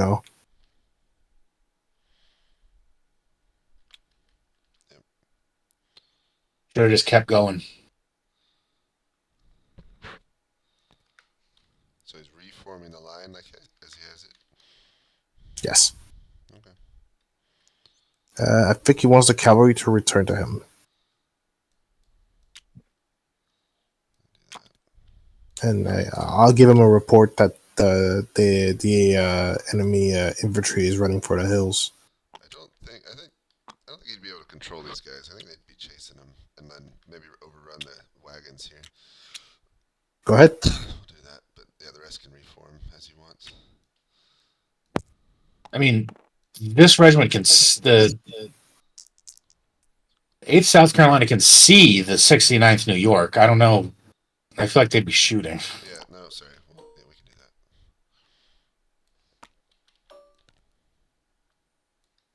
New York. Then How do you resolve the bayonet charges again? You just double the dice. Let Okay. the defender get a shot off with one dice, and then roll double dice for melee combat. They were already engaged last turn. Yeah, so just double dice for both sides.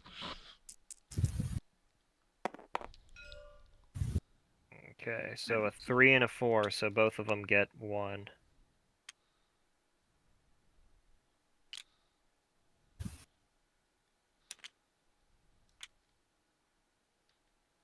So then they would probably...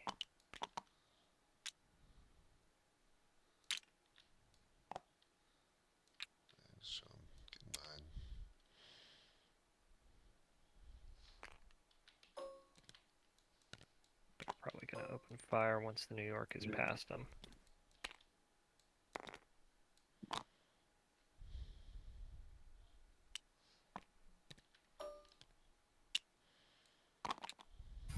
No, this battery's cooling down. Okay, got it. So otherwise they would have broken themselves by shooting.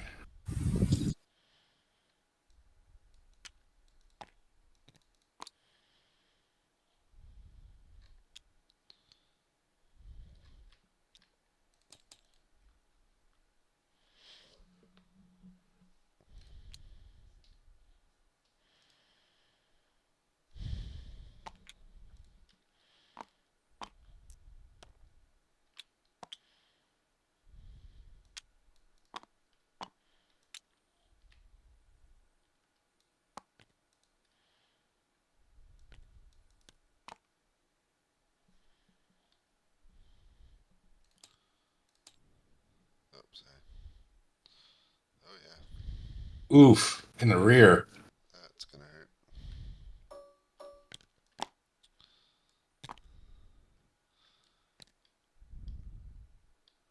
You rolling for that?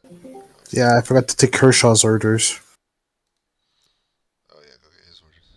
Yeah, he ordered the artillery to go fire on the flank of the. That's one. I'd give +1 or maybe even 2 for rear fire. And I rolled that. sorry.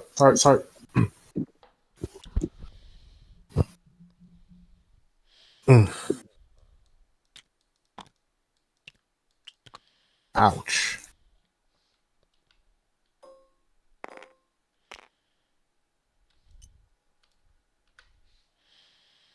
In the nick of time. Yep. All right. 11:20. 720, yep.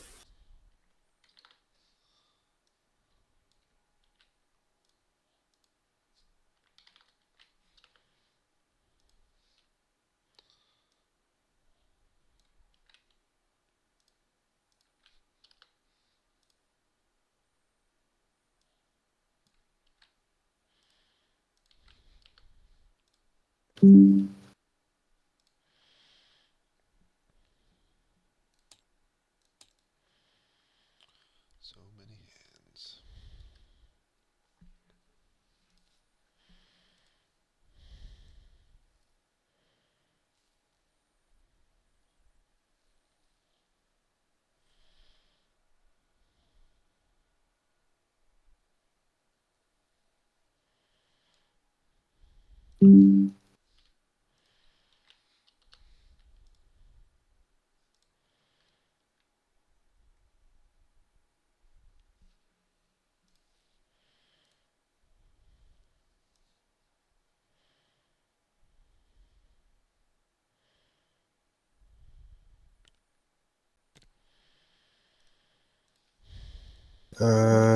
Gotta put Wooford and Kershaw together. Yeah, Humphrey shouldn't be with Wofford anymore. Yeah, Okay, Woodford not with Humphrey. Okay. Wooford with Kershaw. Woodford with Kershaw. I gotta change it so you guys can do that. I will give him a screenshot. Unions not co-located. Okay, I'm gonna go do my stuff. Colonel Burns. Okay, a little bit of good news and bad news. You move Seems. and give a little bit of both. Gives hastily given orders. The 69th quickly about face and advance and fall under fire from the east, just in time to repel it. The 63rd charge and break the Confederate line, but then they fall under artillery fire from 2 batteries that have just deployed to the southeast, and they themselves break as well. The 28th are holding and doing well. Haven't quite been able to disengage and turn around yet. The wagons, unfortunately, were unable to get to safety as the roads were blocked with routing men from the 88th New York, and it looks like some Confederates have now captured them to the north.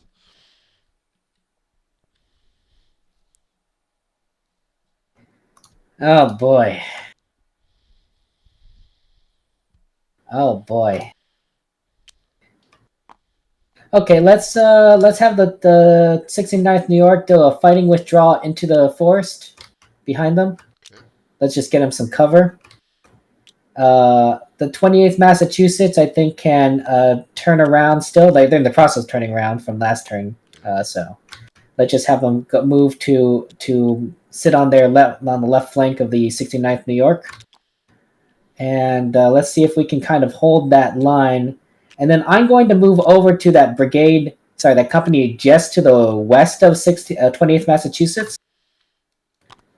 I believe that belongs to not my brigade, but belongs to 3rd Brigade. Mm-hmm. If they are not being fired upon, I am going to order them to turn around and take position on the left of 28th Massachusetts, facing northeast, I guess technically. It's not. I don't have authority, but I'm going to give orders, and I'm going to do my darndest to convey to the commanders my authority. Got it. Okay. Yeah. Thank you. If they are being fired upon, though, James, I won't do. I won't change what they're doing. All right. Got it. Yeah. All right, Colonel McDougal, you managed to get out to safety and retreat to behind the guns. It looks like, as you look back south, it looks like your 52nd New York boys was too much for them, and they are fleeing as well, getting behind the safety of the 183rd Pennsylvania. And your 111th are in the woods, recovering nearby to your west. Your 7th New York, basically out of ammo, and the guns are hot and fouled. The artillerymen are exhausted, but the rest of your guns are firing, and that's it. Awesome. I'll be getting back to get a better view of my lines. And I'll just have the 111th and the 52nd come over to the rear of our guns, so I have a better view of them recovering. Okay. Got it. Thank you.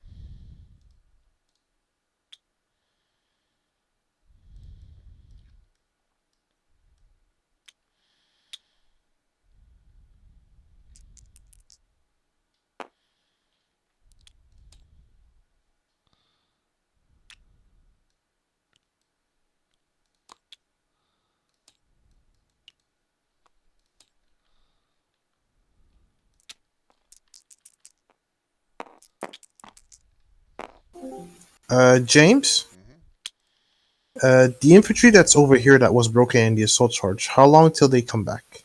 I mean, they can start recovering now, but it's gonna be a while. Okay, all right. Okay. Cavalry is moving. What's the infantry Yep.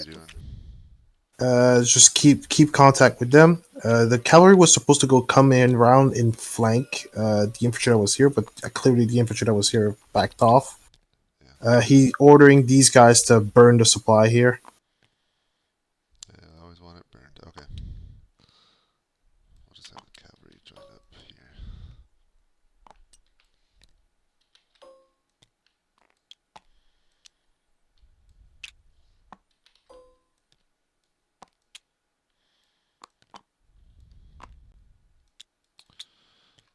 Alright.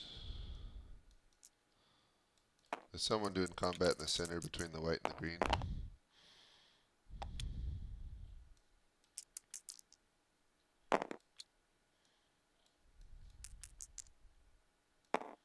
No, I'm not doing that. I can. This artillery just. Y'all stop rolling combat before we've even taken orders? Jesus Christ. Sorry, thought y'all had orders already. I thought Kershaw had ordered the retreat. I'm sorry. I mean, he is ordering the retreat, which means they got out of there before they get shot.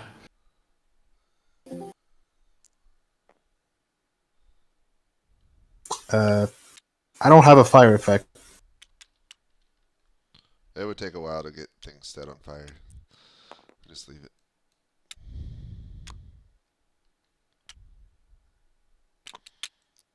And he's getting them into a line after burning the things.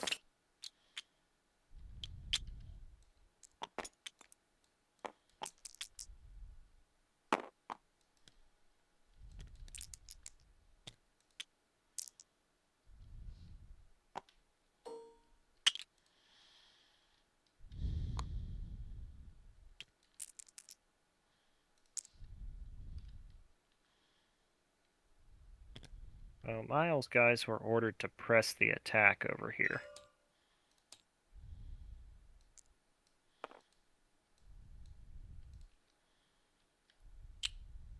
So keep advancing. Yep.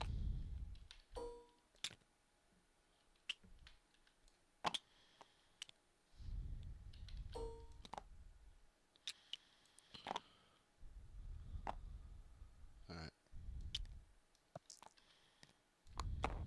Did someone take Kershaw's orders? Yes, I did. Perfect. Thank you.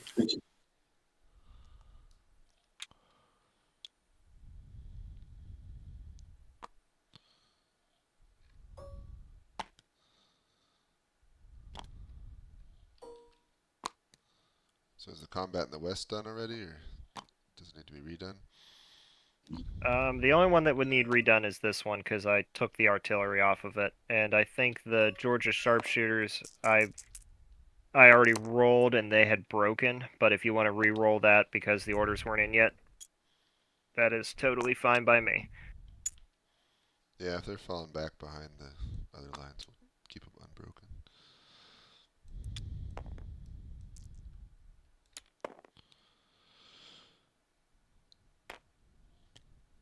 By God, I do believe it's souls. Alright. 1140. Not sure. Everything's breaking everywhere. I don't know who's winning. We still got time, though. We'll go another turn or two. I mean, strategically, I think the Confederates are in a superior position because they've cut off the Union from their retreat. Oh, yeah. I mean, I guess they can But retreat north. but the Union And still their have. precious forces are over there. Yeah, but the Union could easily. They've pushed them mostly into the open. They could very easily turn a defense here. I mean, if they just. Yeah. It depends how well they manage to get organized. Yeah, that's true. Alright, 1140.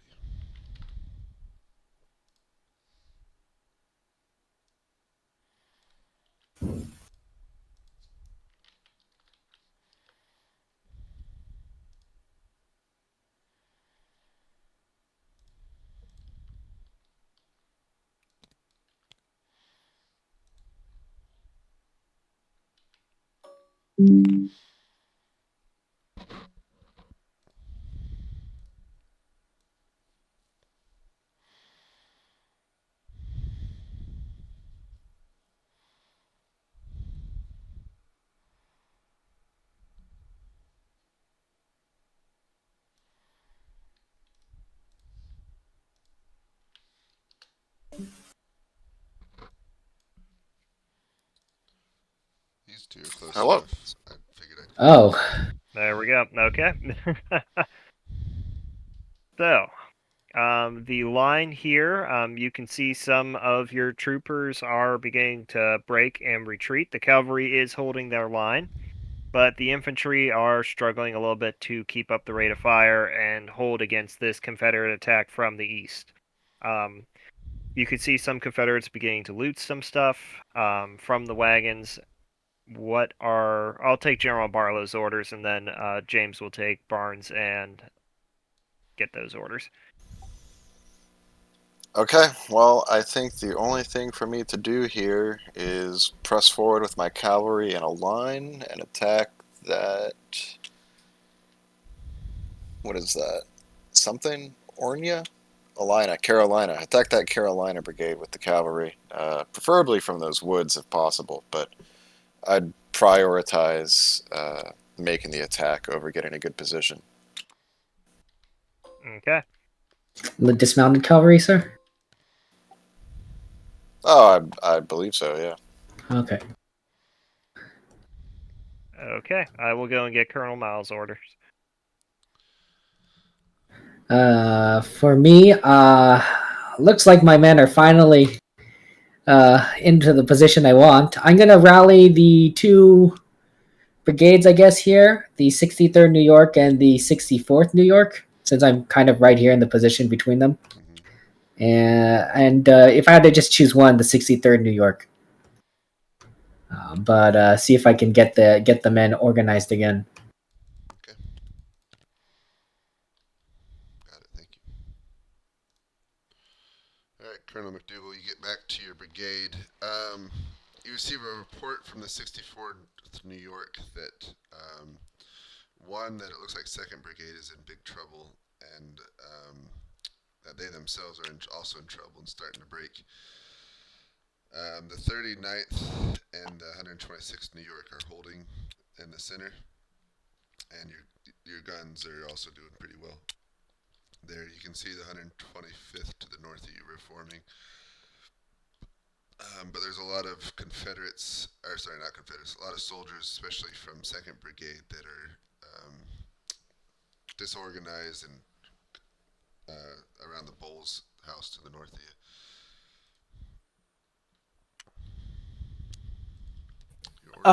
Could I discern if the 125th got into an engagement again,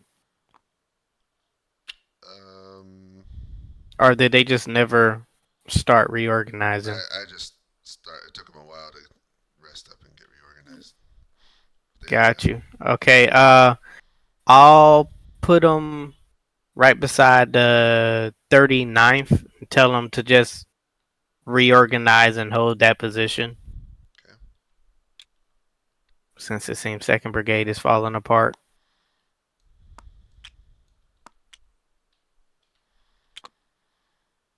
All right. Anything else? No, that'll be it for now.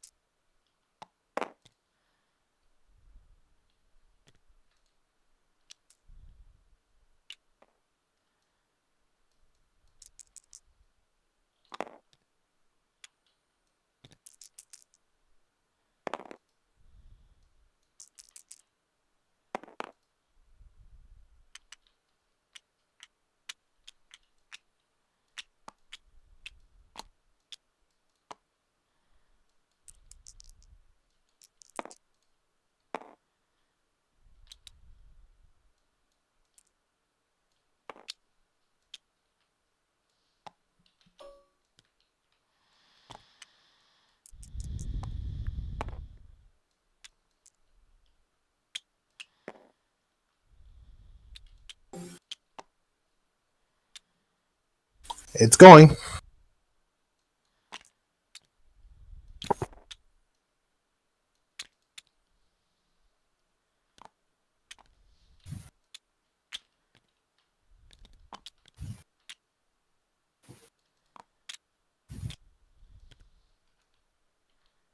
So the Confederates are pretty much ordering a general retreat in the center. Really? That's what it looks like from this movement over here. Oh. Huh. I think Keith is still relatively okay to keep rolling up the flank, but we'll see if he runs out of steam. Yeah, he's about to break all of 2nd Brigade.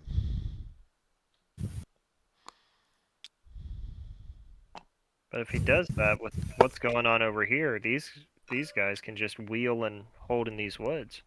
Yeah. And you've got 2 recovering brigades over here. You've got all these guys over here.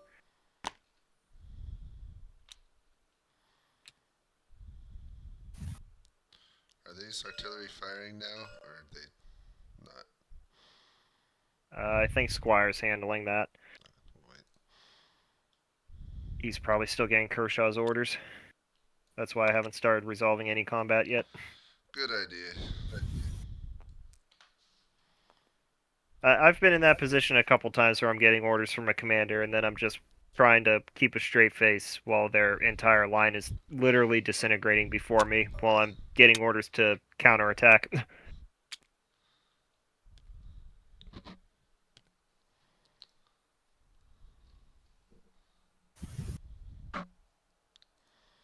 It's just one of those days. I imagine that's, I like to call that the von Rundstedt 1945 experience.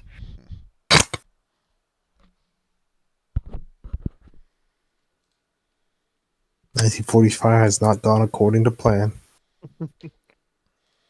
Squire, are you done with movement for Kershaw now? Yeah, that's where they want to be.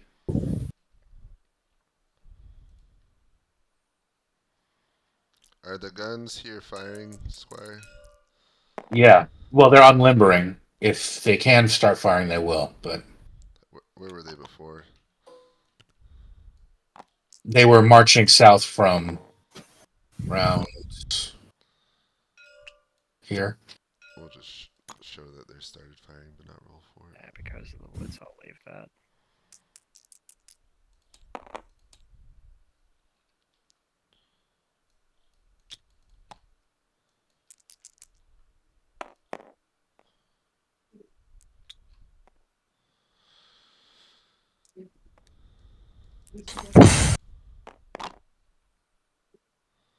I guess I can take my screenshot now. Yeah, are you done with combat?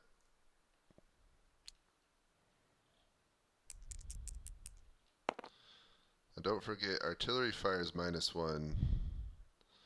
Right. And if it's over half a mile range, it's another -1. So -2 for all this super long range stuff here. So that was a 6, and they were at a 4, so it'd be a 4. I would still do it. Yeah. Yeah, that's good. I'm just reminding. Yep, I even and then forget this myself. this one here also rolled a 3, so I don't know if it would probably be targeting this one. Yeah, but that would come down to a 1. So Right. So negligible. Yeah. All right, screenshot 11, 12 o'clock. We've done 5 hours. That's pretty good. It's now dinner time.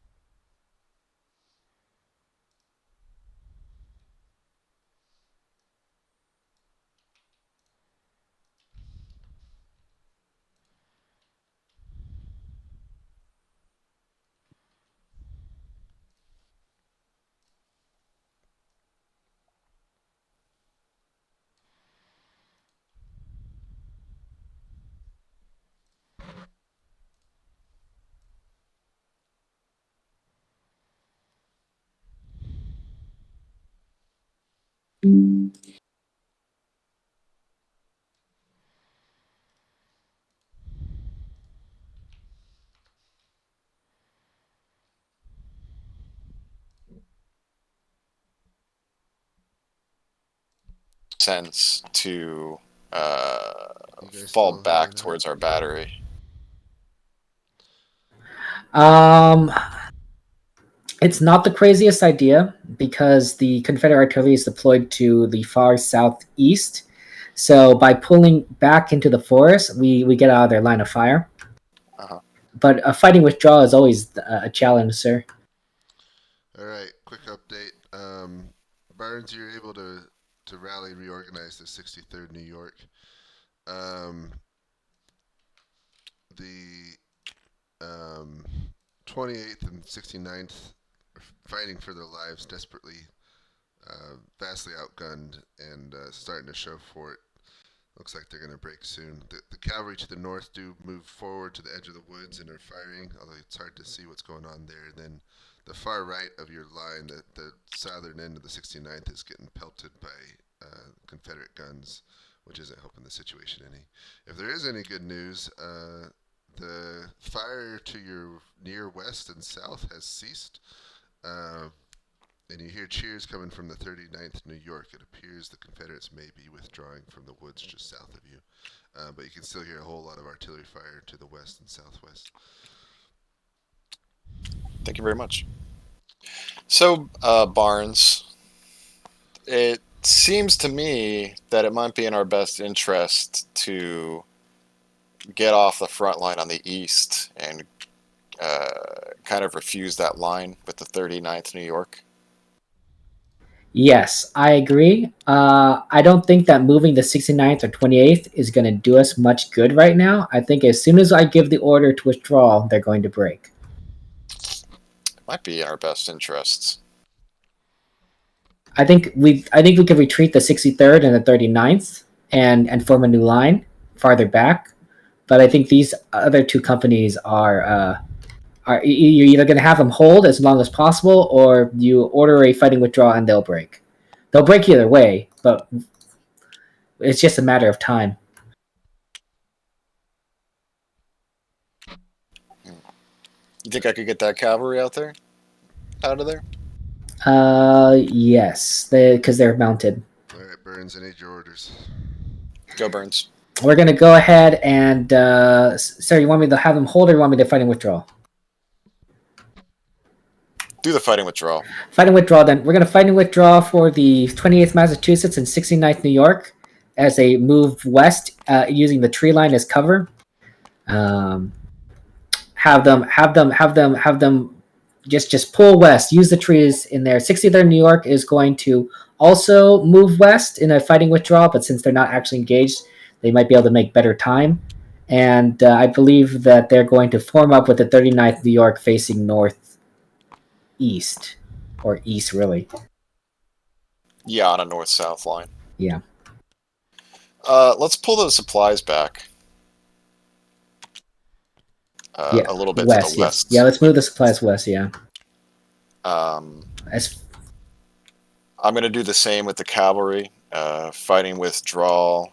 We're going to have them move, if they can, a little farther back north of that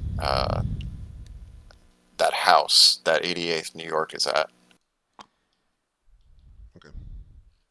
So they would be forming up on the left flank of the 88th New York facing east. And I'll, of course, fall back with my men behind the lines. Me as well. I'll probably move back to Devon.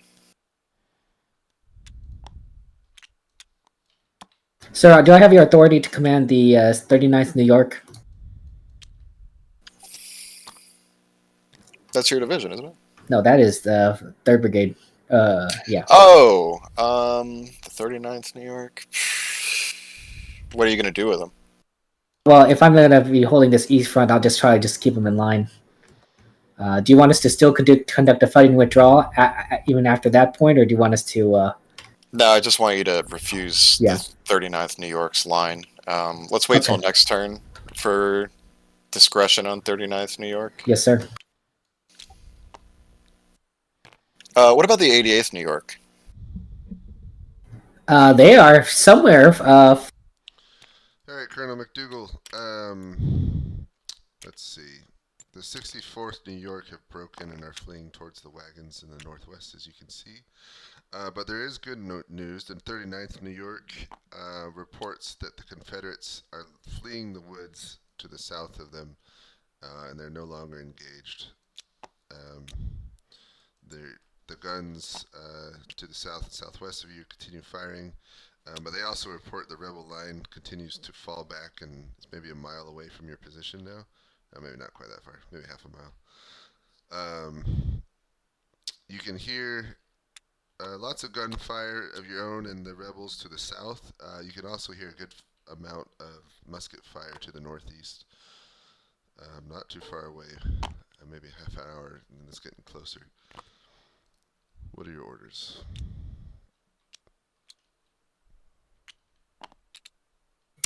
I will order the 125th to the east, towards Armstrong House, and try and find the 2nd Brigade and division commander. Okay.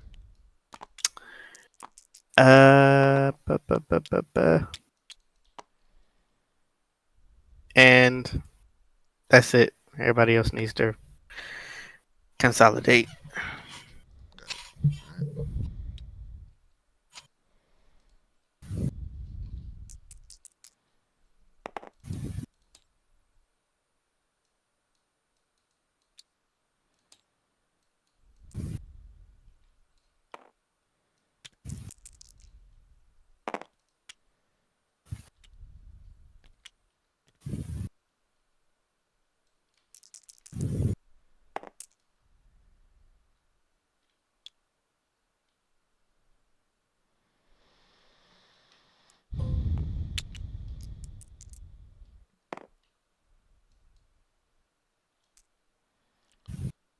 actually pretty easy.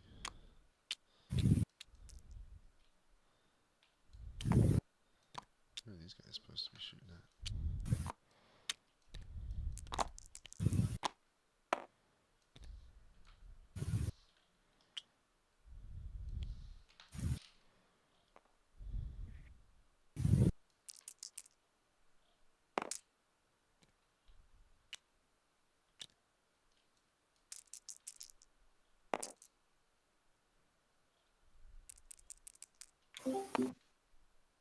If Wofford could be moved next to Keith, that'd be great. I can do it. Wofford and Keat.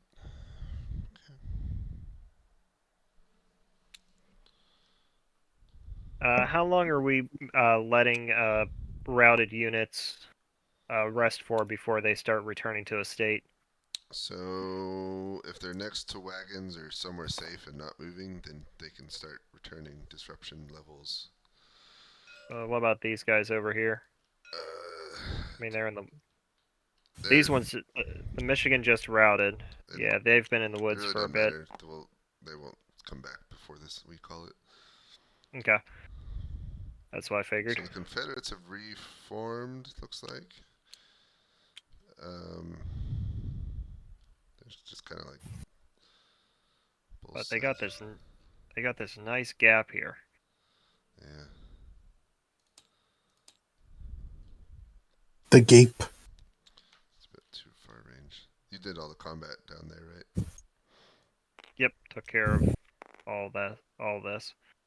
And these two up here, I did not do anything with this artillery unit. I did that. Yeah, we're good. Okay. Excuse me.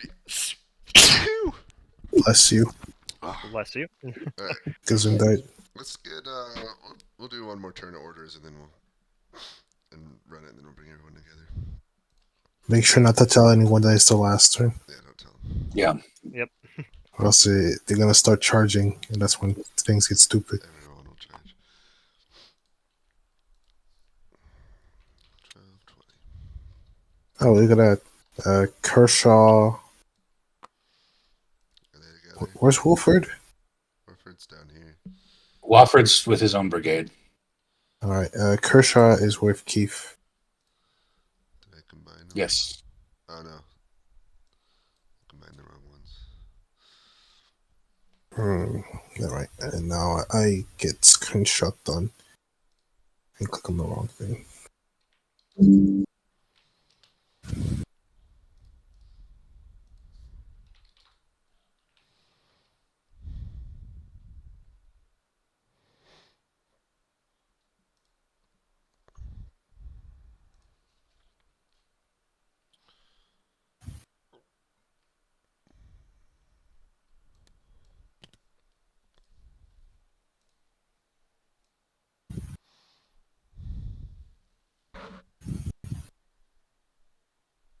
It's now 12:20.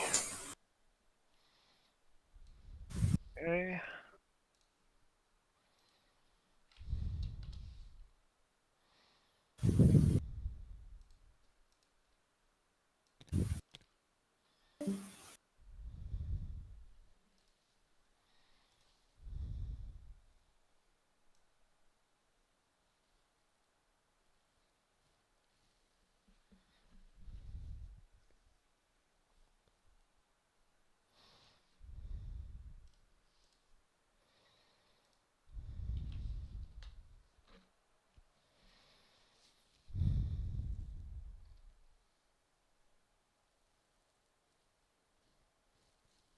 Break.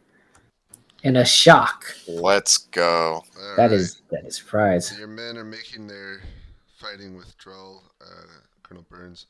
The rebels order a charge, and it's enough to send the 69th New York, what was an organized withdrawal, into a frenzied run. The rebels continue to close on your lines and press forward, even as the cavalry in the 20th Massachusetts fall back. You do see not fresh isn't the right word. You do see reserves coming up from the 3rd Brigade coming to relieve you in the form of the 125th New York and the 39th New York. their lines are advancing east. And still lots of artillery fire to the southwest area. Cool. Hey, Barnes. Yes. Can you get 88th New York into line north of 63rd New York, and then I'll pull the cavalry back behind that? Sure, but what do you want to do with the 125th New York? Should we leave them out front? No. If you Would you rather have the 125th New York? Well, yeah, leave them in front. Let's pull the 125th next to the 39th, and we'll have the 88th next to them. We'll put the 63rd New York in reserve. I'll leave that up to you. I'm going to continue pulling the cavalry back. Well, part of it, sir, is that these are a mixture of 3rd and 2nd brigades, so I need kind of your authority if you want me to do that. Yes. Okay. Then okay. Cool. I see that the front is a little limited here, so let's move in like the 125th New York, the 39th New York, and the 88th New York. Just have a line there. The 20th Massachusetts is just continue the fighting withdrawal, and if they can, to move behind the new line we're setting up, and everything else will kind of be in reserve. Yeah, we'll have the cavalry behind that infantry line, kind of along the same axis.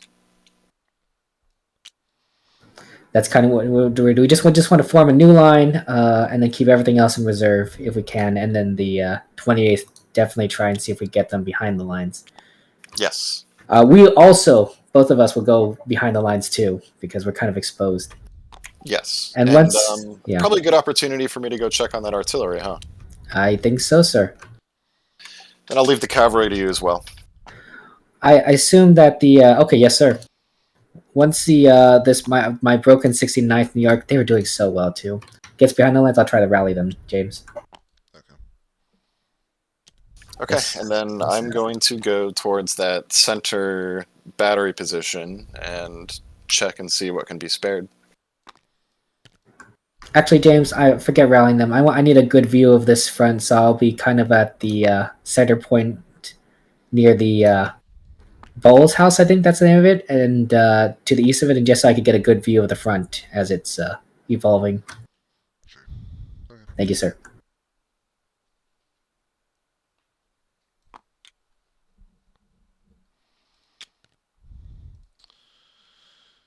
Colonel McDougall, your 39th New York and 125th New York move east in support of 2nd Brigade.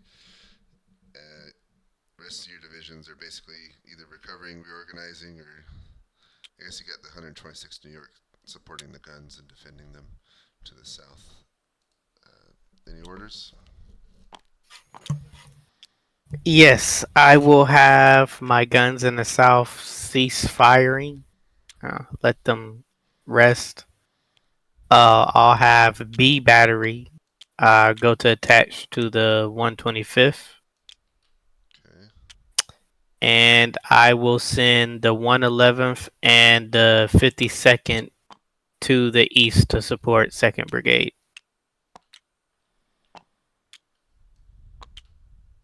Okay. You staying here? I'll move to get better eyes towards the south. Whether that be like to go on the main road, clear out all the smoke.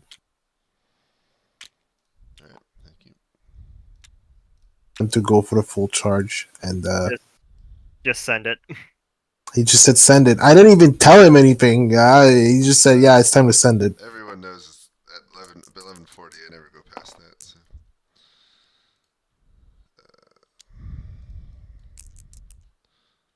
I don't know how he did it. He just figured out that it was just time to charge. Who did what now? Fucking Keith decided to send everybody on a charge. I didn't even say anything. I didn't even say that, like, oh yeah, so it's the last turn or anything. I didn't say that. He just decided, yep, time to bring it home. And he wants to give the whole rebel yell. I don't know what that is. I think that means he wants to go in with them. So that's why he did that. Yeah, he wants to be with the cavalry as they do their thing, I guess.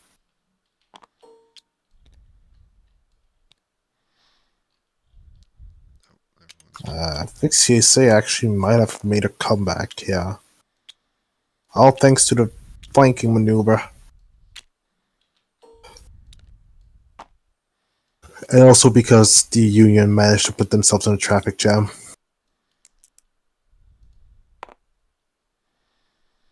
Yeehaw.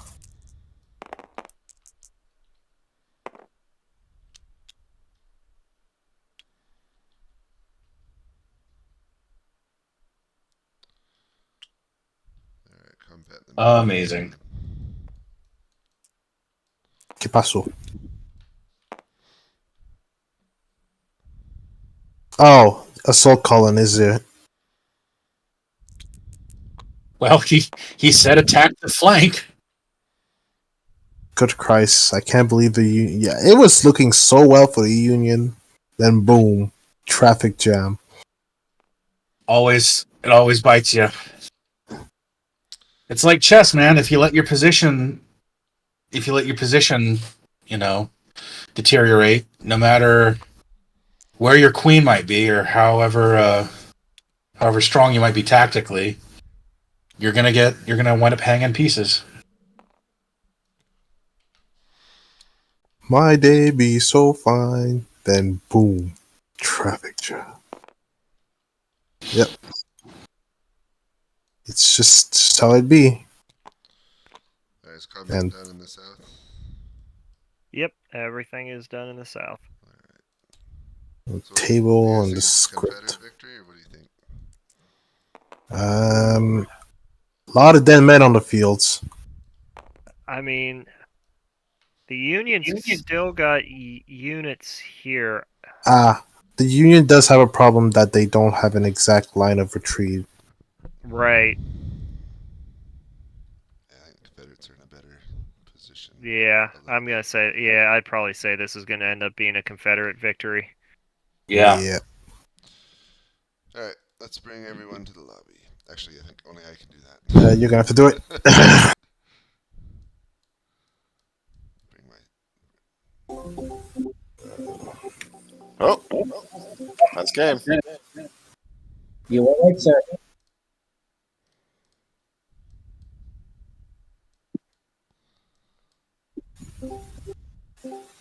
Alright, welcome everyone. Hello. Per usual. Ah. Oh, that was loud. Please mute yourselves till it's your turn. We'll give everyone a chance to talk. Before I do reveal the screen and what happened, let's hear from the CIC, see how they're thinking at the end here.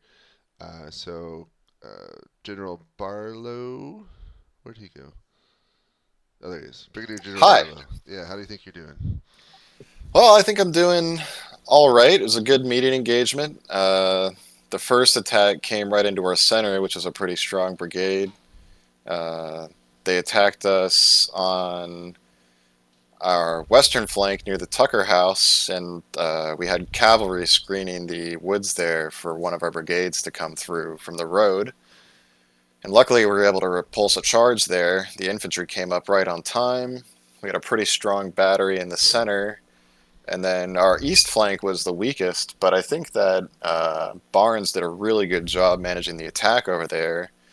And from what I understand, we were able to start pulling reinforcements from the Tucker house and also near the Bulls house. So if they had reserves to spare, things aren't going horribly. And we had a really strong battery line at the Bulls house. I wasn't worried about a breakthrough over there.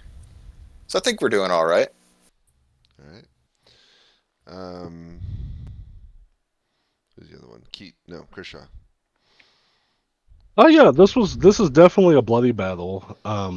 I think that a lot of things are in the balance right now. As long as Woford continues to hold, I think we're rolling up their right. So well, I guess their left, our right. So I'm confident, but this has definitely been a very tough battle. Yeah. All right, let me share my screen. So, I gave you guys this whole giant map, and you decided to fight in the corner edge. The Union started here, the Confederates here, and the Union decided interesting decision. We'll have to talk about that later. They basically marched along the northern edge of the map this way, and the Confederates split into three columns, well, two-ish to three-ish, and kind of dispersed, heading generally northeast. But the Confederates are actually more aggressive than I thought they'd be. They basically moved swift until they ran into the Union. So we had Humphreys running into the Union here, spotting, I think it was McDougal's or someone brigade up here marching west. But basically, both sides spotted each other, and then, of course, all the fighting occurred right here. Generally, you can see where it is now. Generally, the Confederate line was kind of shaped like that here, and then was it Humphreys? Who did the flanking march? Keat. Eat. Oh yeah. So Keat made a huge flanking march. Took a while and even delayed it a little bit this way, and so that was the Confederate deployment and movement, and then the Union line was generally deployed here. It's kind of like this, and then so for my part, I jumped around a lot, but I had McDougal and Burns for the most of it. I had Warford for about half, and Keat for part, and Barlow for some. But at one point, Burns was in it looked like a strong position on the edge of the rebel flank because they had, he found the edge of the line and started moving in on their flank, and that worked out really well. Except it's right before he's about to have an entire brigade attack his one regiment here in the east. And so he had a little bit of warning from it when Keat did some personal reconnaissance and nearly got shot. But basically, that one regiment got overwhelmed, and then Burns did do a good job. He didn't have that many regiments. He's the smallest brigade, I think. But basically, doing his best to face them, make a fighting retreat, and buy time, and he did a pretty good job with that. Of course, as you can see here, Keat did the 11:30 charge with mixed results. The Union line, there's also a charge from the south, so there's a lot of reserves and recovering units.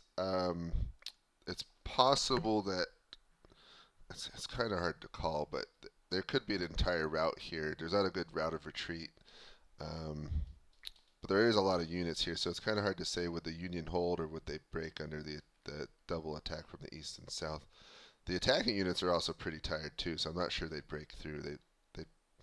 My guess is the Union would probably hold, but as the umpires looked at it at the end, we feel like the Confederates are in a slightly better position overall.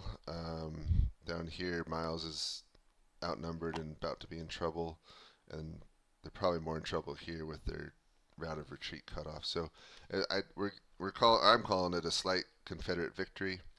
Both sides were perfectly even in units. I didn't tell you guys this, but I wanted to see how you did with that. So a very even fight. I guess the Confederates had the advantage of being supposedly on the defensive, although really they were on the offensive the whole time, and the Union was more on the defensive, which was fine because all the units were the same. But I think both sides fought really well. It was fun. I enjoyed it.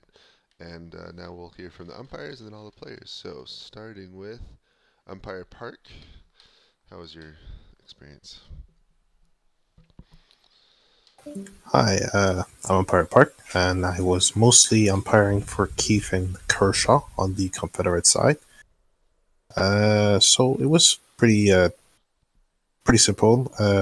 Basically, I was following Keith from his start near W. Ogan, and how he traveled basically all the way from New Coal Harbor to Old Coal Harbor to basically the farms up here, crossing the creek, and then making it a bit around.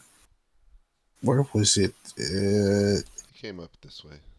They come up this way towards Bethesda Church, and basically saw that Humphrey and Wooford were already kind of engaged here.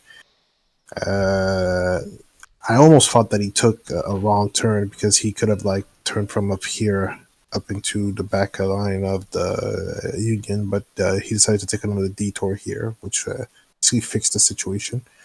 A bit of a double time too, just to maybe catch up a bit faster. That ended up somewhat paying off. He got grazed around here when he did the personal recon, which was okay.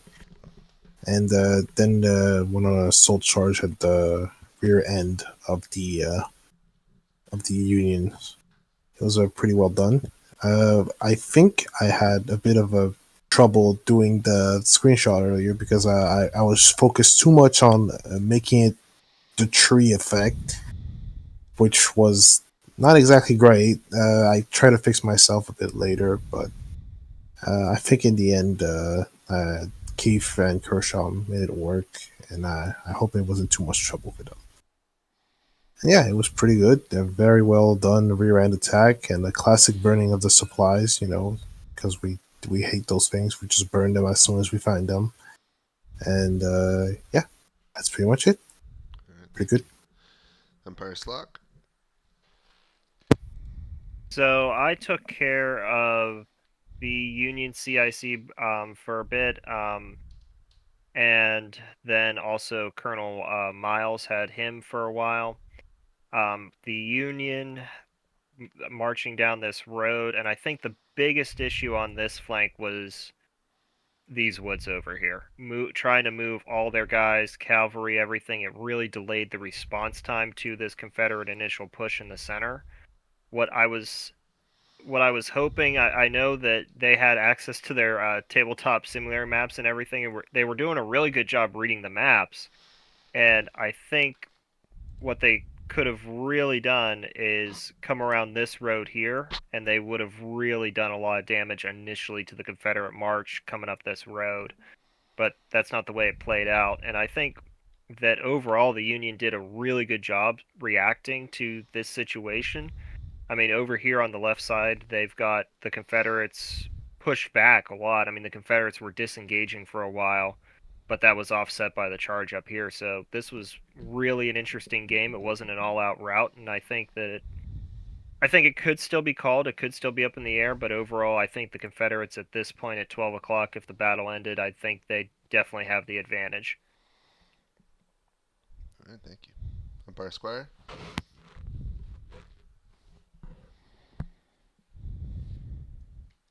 You are muted if you're talking.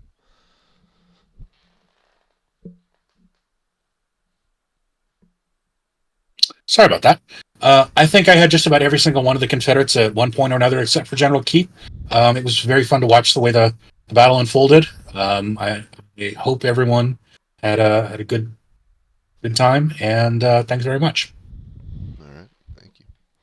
All right, now we'll hear from the players. Just working top down from the list. So starting with Brigadier General Humphreys.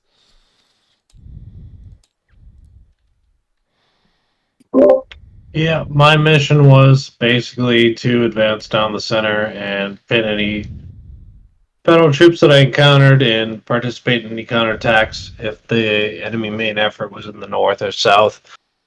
Encountered the enemy near Bethesda Church. Started turning some of my troops north to deal with that threat. I'm very surprised to see how far west the Federals got. It's kind of weird looking at the map. Pretty satisfied with the outcome and the performance of the troops. I think they did pretty well. Obviously, we were pretty outnumbered in our particular area of operation, so I'm satisfied with how we were able to hold out and launch some counterattacks. It looked like they were going pretty well. Thank you. All right. Kershaw. Oh yeah, so I was Joseph Kershaw, commander of the Confederates in this battle. Yeah, my plans I interpreted it. I had to stop the Federals from entering Mechanicsville or the New Cold Harbor. And looking at the map, without having more cavalry, I just felt it was going to be very difficult to defend both the Mechanicsville area and New Cold Harbor.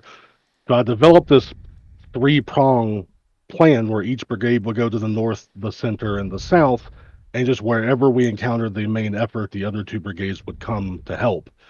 I did not expect the entire Union force to try to wrap around our north. So it did make it to where Keat, who like was as far south as Old Cold Harbor at some point, he had a lot of marching to do to get up here, and Wofford and Humphreys had to basically fight the entire Union division for a long time, and they did excellently on the attack, and then again on the defensive when I ordered them back. I think holding out, pulling back, redressing the lines, and then counterattacking bought us enough time for Keat to get into position on the east, and his big attack on the east, which I'll eat crow here publicly. I disagree with him doing that, and I was wrong. Colonel, you should be a brigadier general after this battle. I'll recommend you myself, but it was a great battle. I enjoyed the ebb and flow of everything and the panic-inducing moments, but it was great. And the only real complaints I have, and after like 6 months of playing, I felt like some of my dispatches didn't go through, and I think we missed like an entire turn's orders at around the 9 o'clock hour, which was kind of it was weird to experience. But other than that, other than a couple of hiccups, I thought it was a really fun battle. Good. I'm glad you enjoyed it. I really enjoyed it too. I'm calling this the Battle of Bethesda Church. Hell yeah. We don't defend, we attack here. All right, Wofford. Yeah, I played William Wofford. Yeah, this battle is super interesting. A little frustrating, but the chaos was neat. It was cool to see the contrast between this one and my only other one on the server. This one was like chaotic and anything could have happened, and the first one was like pretty straightforward. I think this one also is like a really good showcase of like the Kriegspiels, like fog of war and miscommunication stuff. Like this battle had like a lot of that. It felt like which made the battle more interesting. It was an overall positive, even if it was a little frustrating in the moment. Rachel mentioned that like a whole turn was lost. I experienced that like at the 10 o'clock. I just got like I was prepared to make my orders, and then the 10:20, I saw the results, and all my units were just like standing in the same place, and some dice had been rolled on them, and that was pretty frustrating. Other than that, it was really neat to just like hear the distant news of Keats' advance and everything, and the news that the things were going well, and there was hope as I did my fighting retreat and everything.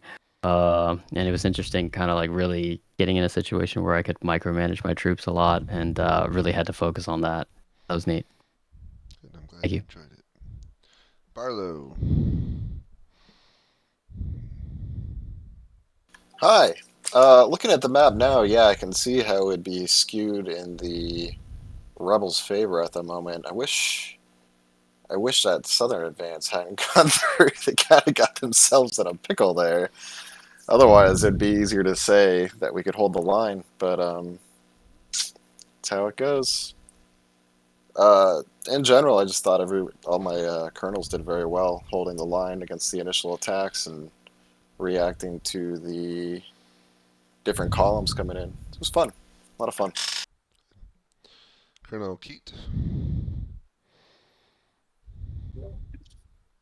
So, I had a marching simulator for the first half of the battle. And by the time I arrived, I was actually really worried that the battle was over by the time I was making my initial attack. I thought that I'd lost the battle, especially when my CIC showed up and he was like, "Dude, you got to get results. You got to like get out of here, man. The the battle line is crumbling." So I'm glad that I was able to have more of an effect at the end. And my hope was when I found the baggage train that even if we lost, right, that I could prevent some more offensive campaigns after this and still fulfill our strategic objective of denying the Union the ability to like continue on and reinforce down south. So I had a lot of fun. I hope that Park don't feel too bad about the early screenshots. I wasn't mad or anything. And yeah, thanks for Park. Colonel Burns. I first want to thank the umpires, of course, for running the game. Thank you so much. And I'm the Union command on the east flank, so I was the one that was getting flanked Man, you came in at the right time. If you had given me another 20 minutes, I would already been rolling up the Confederate line down that center. But your attack was fortuitous, and I could do only enough to kind of move to meet you with what I had left, and it wasn't much. So I think you did what you need to do, and you came in at the right moment. So good job on that. And I think we could have held in this center here with all our reserves. I do think Miles. I encourage our general to push Miles forward, and that was probably the wrong move. Um, but I thought that if Miles said he was doing well, he should continue. But overall, it was a good game, and I think we did what we can to fight this off. I thought that someone might come in behind us. I just didn't think it would be a whole brigade. I thought maybe cavalry. So I had a rear guard. But you definitely came in with a lot of force. So good job on that. All right. Well, thanks everyone for playing. I really enjoyed this one. You're welcome to stick around and hang out. I'm going to end the recording, and we'll see you next week at Dunkirk. Love you guys. Bye bye. Hey, thanks to all the umpires. Yeah, That was awesome. Appreciate you all. One of the